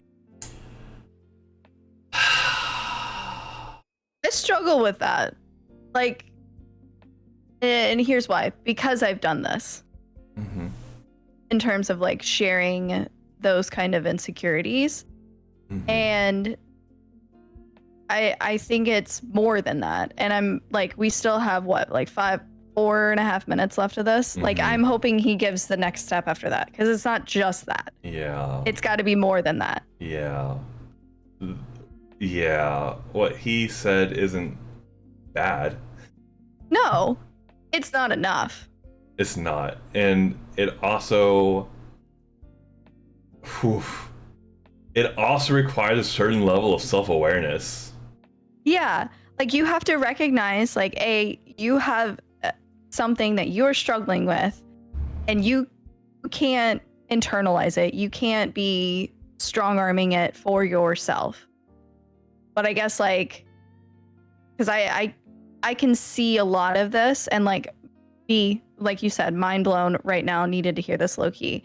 Like, it's one of those, I guess I'm wanting the next step of this. I've recognized it. I've talked about it. Where do I go from here? Yeah. So I had one other thing to add to this. That was, yeah, you definitely need a certain level of self-awareness to be able to do that. One thing that makes this difficult to do in the first place is because you might feel like a burden talking to people about this. Yeah. And I think that's, I mean, if you're a person that's having insecurities, and that's something that you're struggling with in general, and the advice is to go and either in the form of venting about it, or in the form, I feel a very healthy way to approach this is to go to a friend or go to someone that you trust and be like, hey, I need to talk to somebody about this because it's something I'm struggling with. I just need someone to hear me out, and then kind of just see where it goes. I think that's a very good way to approach the conversation of the advice that he gave. Yeah, and I think the struggle one may have with feeling like a burden on someone else is if they've seen it growing up where you don't talk about your feelings, you don't talk about what's wrong, those kind of things, so you internalize it, and if you were to speak out on it, you're seen as like, why are we talking about this? You're fine, we'll rub dirt on it, kind of thing. As opposed to, and like at the end of the day, that doesn't help, and then now you're used to having that mentality and seeing it from other adults you've grown up with, whether it's from your parents, family members, things like that. So it's like, oh, that's the norm. I'm not supposed to talk about these things. I'm crazy. Yeah. And like, especially as like there's been times where like I've in the past when I was younger that I would try to like to like do this very thing, and I have been told by family members to man up. Yeah. Which is, it's not a big deal. It's awful. Yeah. That's that situation going badly. Yes. That's destructive, not productive. Yeah. So definitely you can feel like if you talk about these things, you feel like you're burdening others. I think a good healthy way around that is, would you, there's like a couple of various things I can say.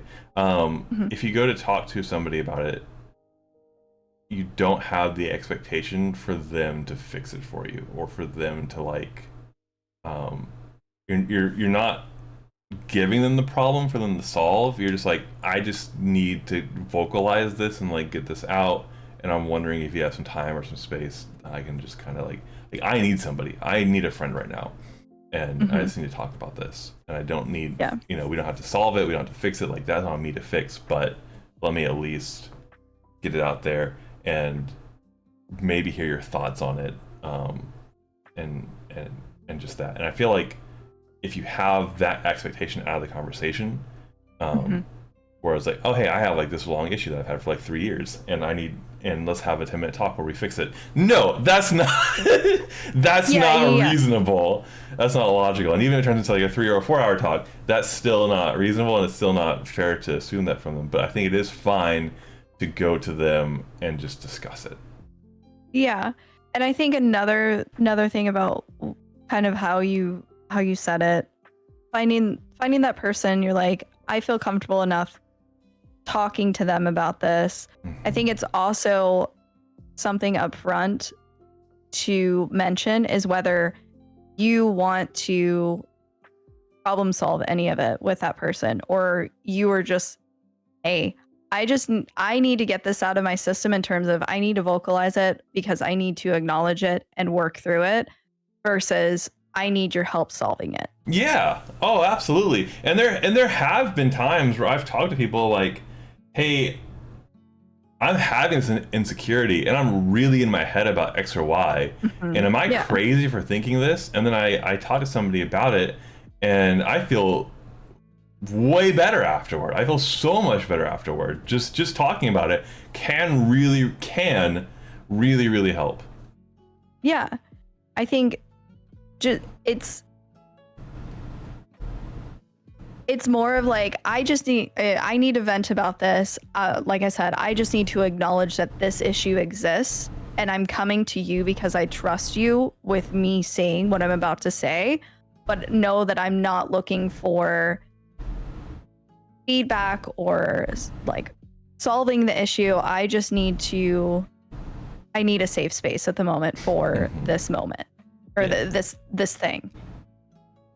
I've said Cabbage mentioned something. Yeah. A lot of people will try to fix it, and if you tell them you don't need it fixed, then you think that they are worrying about you, and that's also a burden.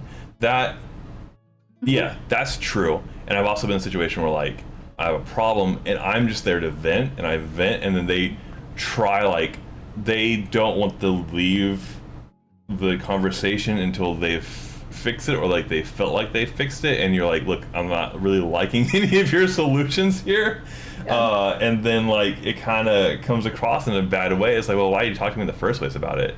And I feel like that's why it's important, if you were to engage in a conversation like that, to be a little more clear about the expectations of it up front, being like, look, I'm in my head about this, or I'm having X or Y problem, and I'm just looking to talk it out. I'm just looking to vent about it. I'm just looking for somebody just to hear me. I'm not looking to solve it right now or today. And if you have solutions, I'll definitely consider them. But right now, it's just I'm just airing it out, and I'm really needing somebody I can trust to do that. And I feel if you approach it with that expectation, it definitely subsides a lot of that. And I feel like if they then, like, 3 days later or a week later, if they follow up and like, oh hey, how are you going with like X or Y, I feel like that's really healthy, where you've addressed the concern and they're following up. They're like, hey, hope the talk helped, and I hope maybe things are going better. If you still want to talk, I'm still available. That's a super great response from them.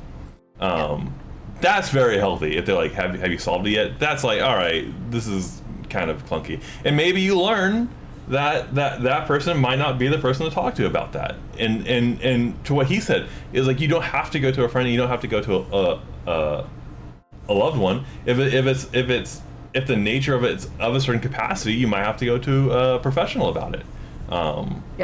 So there's every relationship is different, and every friendship and all that kind of stuff is different, and just because you trust someone doesn't make them qualified to hear you out on X or Y. And that's just part of that journey and kind of learning about each other and kind of the I guess I'm going to say elasticity of that relationship. Mm-hmm. Good thoughts. Yeah. I'm going to go back to his. Did you have more?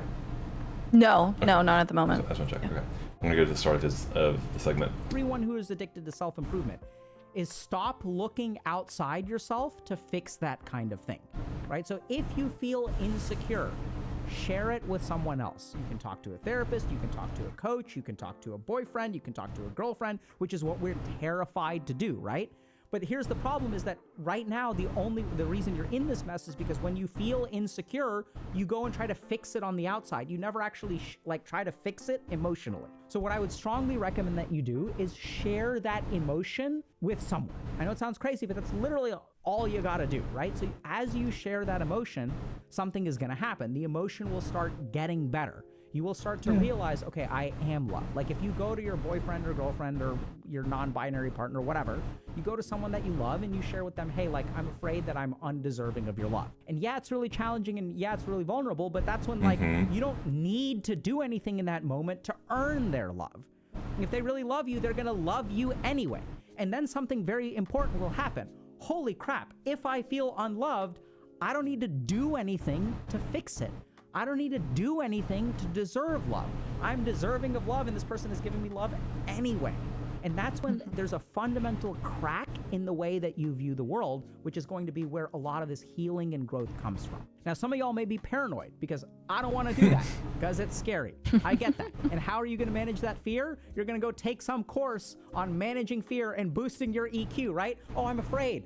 I have to go fix that fear through something else. Dr. K, tell me how to fix the fear. I get that, right? So we're just gonna skirt past that for a second. And the next thing that we really need to understand is that a lot of people are paranoid about this because if I no longer have the fear driving me, then it's gonna lead to problems. So right now I'm in this relationship with a awesome person who is better than I am, and I don't deserve to be in this relationship. It is my fear of them abandoning me that causes me to go the extra mile and become the epic partner.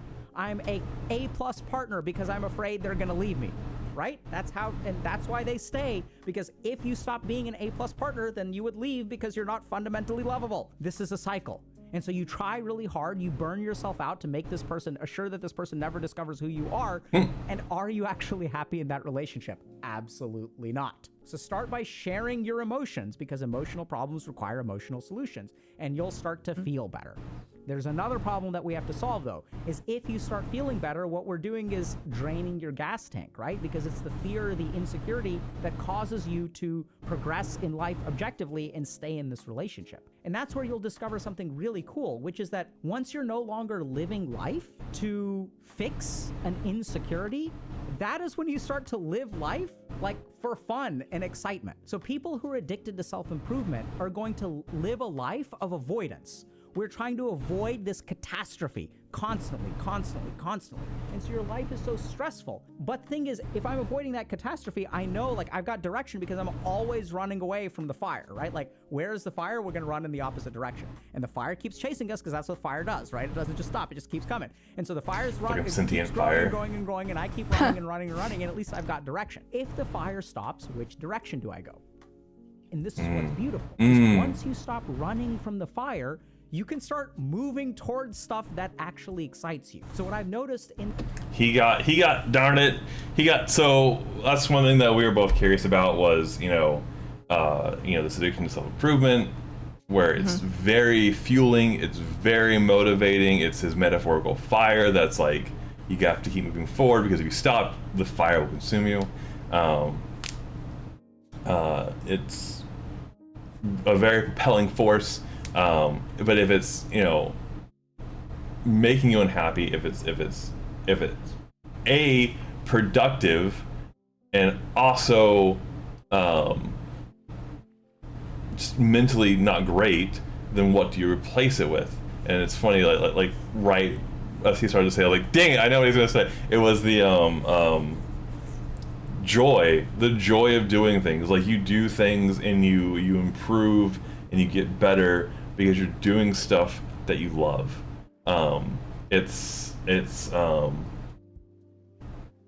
There's that adage of like, if you do what you love, you never work a day in your life.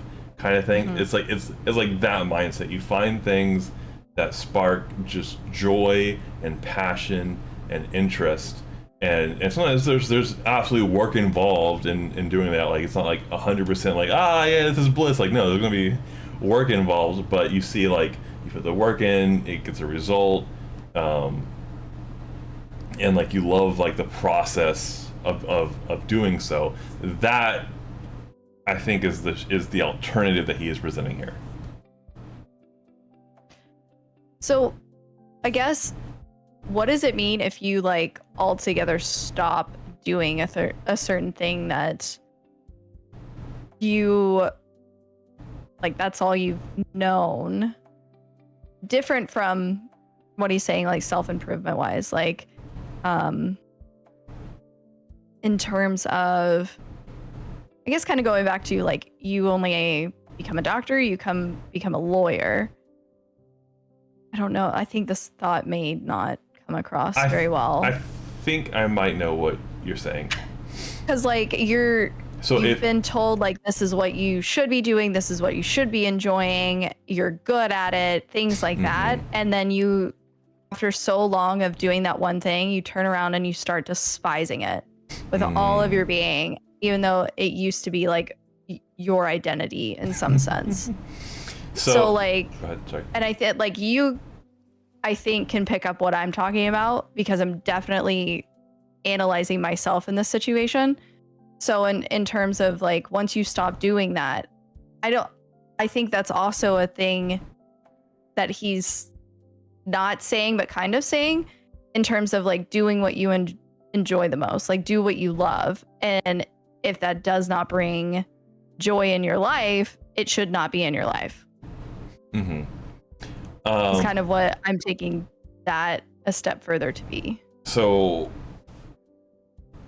if I reinterpret kind of what you're talking to, I think what you're saying is like, what if you're in a situation where like over 10, 15, 20 years, you've built up a skill set and you've built up this skill set under the framework of this addiction and self-improvement, or because you had expectations set upon you that you had to meet, that all of this was done from, you know, trying to run ahead of that metaphorical fire, right?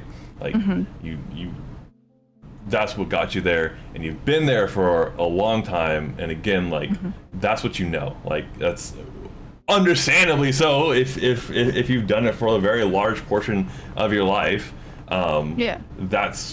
That's where, again, like your skill set, your knowledge base, all of that is going to be there.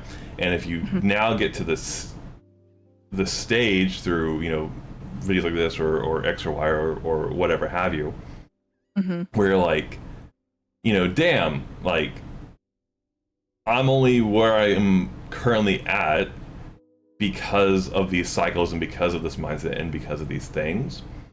And now that I kind of get to be in this mental space or this frame of awareness where I can recognize that and realize that I'm not happy. I'm not really, I'm not thrilled. I'm not like excited to be here anymore. And I realized the reason I'm here in the first place was because of all these external factors and not because of like, it was my own fucking choice. But I felt like I had to do this and I had to be here. And if the alternative is to do something that I love or I enjoy, and what I love and I enjoy isn't this, that feels really shitty and that feels really bad, because that's where my skill set is. Right? And it's not like I can go and like, I can't go, you know, I can't, in like video game terms, I can't just like reset my talent tree and like reset my stuff and like, you know, rewind 15 years and pick a different thing. I feel there are, if one was to move forward with the kind of like happiness, passion driven framework, and they're in that situation, I feel like there's two I'm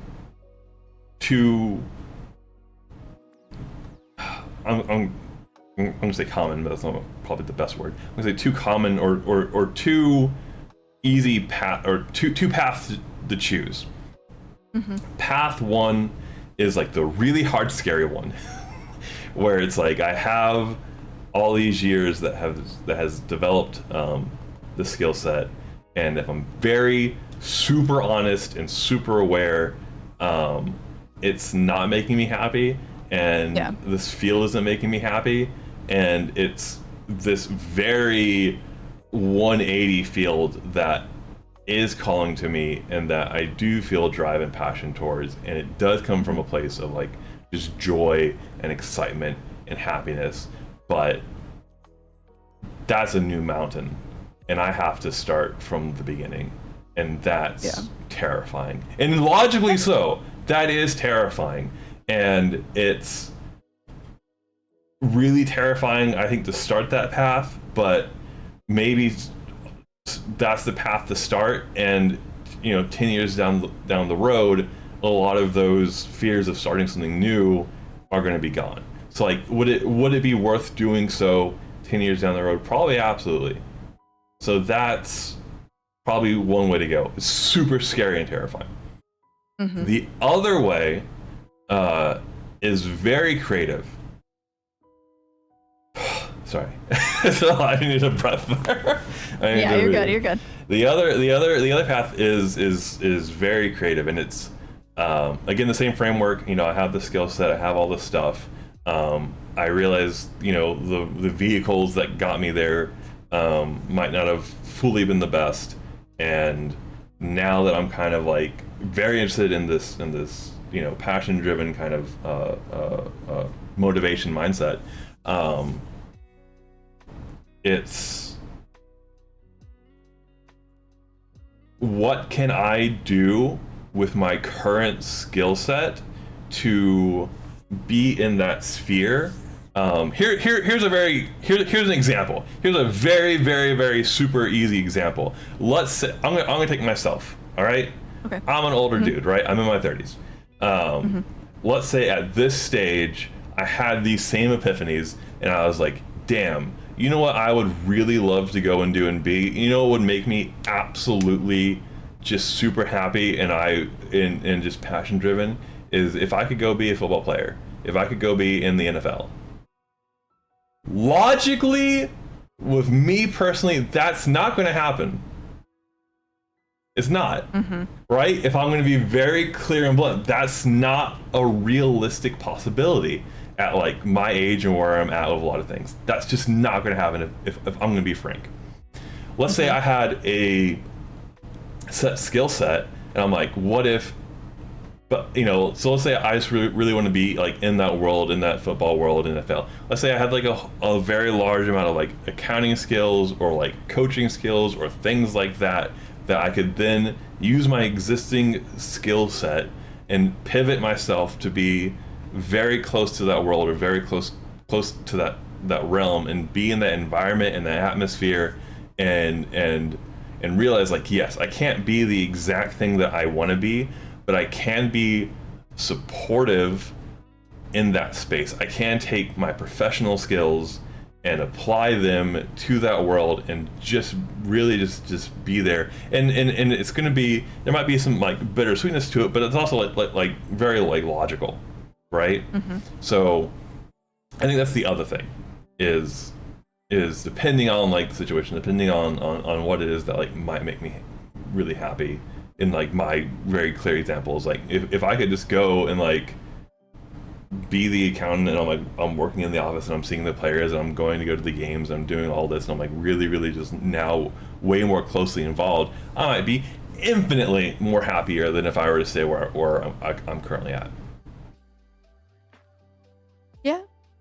So I think that's the two off the bat solutions is one, you do that really hard, scary 180 of learning a new skill set, and a lot of the previous skill set might either overlap or it might not, or by learning that new skill set, and again, like after years of gaining that, you have two skill sets, and that makes a person really unique and whatever they've like now shifted into.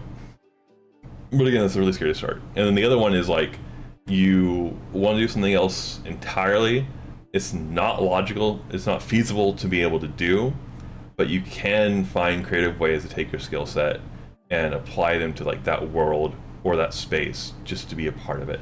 And it's the same way even with like, you know, Dr. K. He is a doctor, but he didn't, but he's a Twitch streamer and he's doing this, you know, he's being a very huge mental health advocate, and he's doing so on YouTube. He's not doing so through like a private practice. So he's and he's a weeb. He's a gamer. He plays a lot of Dota 2. What you know? And so he's using his skill set, and he's using it in a creative way to kind of like, you know, he's doing that variant. Yeah. So sorry, that was my big. I info dumped a lot of stuff of my thoughts on all that. So I'll give you the floor is yours if you have stuff to say. I don't have anything else, honestly. Okay. Yeah. And yeah, it has been some time, Mochi. You're doing well. We are at the end of this video. Oh, we're just a little past our 2-hour mark, huh? Yeah. I think we can probably wrap it up. This was a quick 2 hours. It was. We Jeez. nerded out on. I knew I had. We went out. There's a lot we could talk about with the horror game stuff. Oh yeah. Yeah, and then we've spent a lot of time on this, which is good. He actually has. He has one short segment left. If you want to finish up the video. Yeah. Okay. All right. Let's see what he has. What direction do I go? And this is what's beautiful, is once you stop running from the fire, you can start moving towards stuff that actually excites you. So what I've noticed in the probably well over 100 people that I've worked with who are addicted to self-improvement is that they're terrified that they will no longer have direction in life.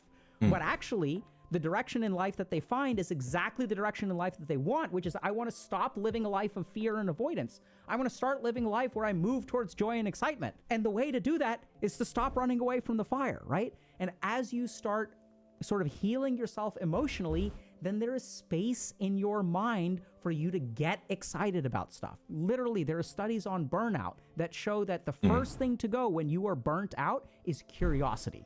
The brain does not have time for curiosity or excitement or joy when our ship is sinking and we're in damage control. So start by vocalizing your emotions, sharing them with someone else. Give other people a chance to accept you without you doing a good job. And the moment that starts to happen, your emotions will start to feel better. You will start to feel a little bit healed. You'll start to feel loved. And you will create the space in your mind for things like curiosity or excitement, which will ultimately give you a completely different compass, which is the compass that you've been looking for this entire time, which is I want to live a life where I'm successful and is filled with joy. But you can't do that as long as you're addicted to self-improvement. Interesting. I did like the thing the metaphor he had of like the, you know, you don't have time to be curious if like the ship is sinking and all that. And it's like I don't think the Titanic was sinking. Someone's like, oh, what does this gizmo do? It's like, no, that is not the time. What does this captain do? No. Not the time, Charles. The boat's sinking. Yeah. No. That's. Well, that was heavy, wasn't it? Yeah. I will say I appreciate chat kind of sharing your guys' experiences here. That was very nice. Absolutely. I don't think either of us were expecting it to be that deep. But it was okay. It was safe territory to venture down. So yeah. If I were to do it differently, we would have had a restroom break between topics. We would have done horror games of Phasmo, small bathroom break, and then come back and then boom, Doctor did that. Right. That was it was a big left turn. It was. Man. It was good. I like how we had like a couple of things queued up, and this was our I guess one of the bulk pieces of conversation we were going through. Yeah, I enjoyed it. It was Yeah. good. It was a good Yeah. topic. So I think a lot of people got a lot of food for thought. Yeah. All right. Well, who are we rating? I picked last week. If you have somebody, I Let's see. do also see August is on and Chu is on as well. I think we rated Chu last time, right? I think so, yeah. Yeah. Okay. I do see August. We haven't rated her in a while. Yeah, I think August would be my vote. Okay. I'm gonna say hi to August. She's doing Minecraft. Minecraft. August has her own SMP, which is like a little private Minecraft server. And they have a ton of fun mods, so it's pretty fresh. They just had to make the world, so it's new world to this kind of thing. So we're gonna say hi to August. And we have a raid message. We have a dog pile raid. Oh. I think dog pile raid's the better raid message than like do my parents love me raid? Yeah. Did your parents love you? That's not good, right? We're gonna go dog pile raid. If anyone wants to join a dog pile raid, please go ahead. I know we didn't talk about what we have coming up this week, but do check out both our Twitters, and we usually post our schedules. So Yeah, we be doing things. We be doing streamer things. 100%. So okay. Well, thank you for joining me. This was a lot of fun. This is very good. Of course. I enjoyed Yeah, this. of course. As always. I will see everybody later. Bye, Have a great everyone. weekend. Bye.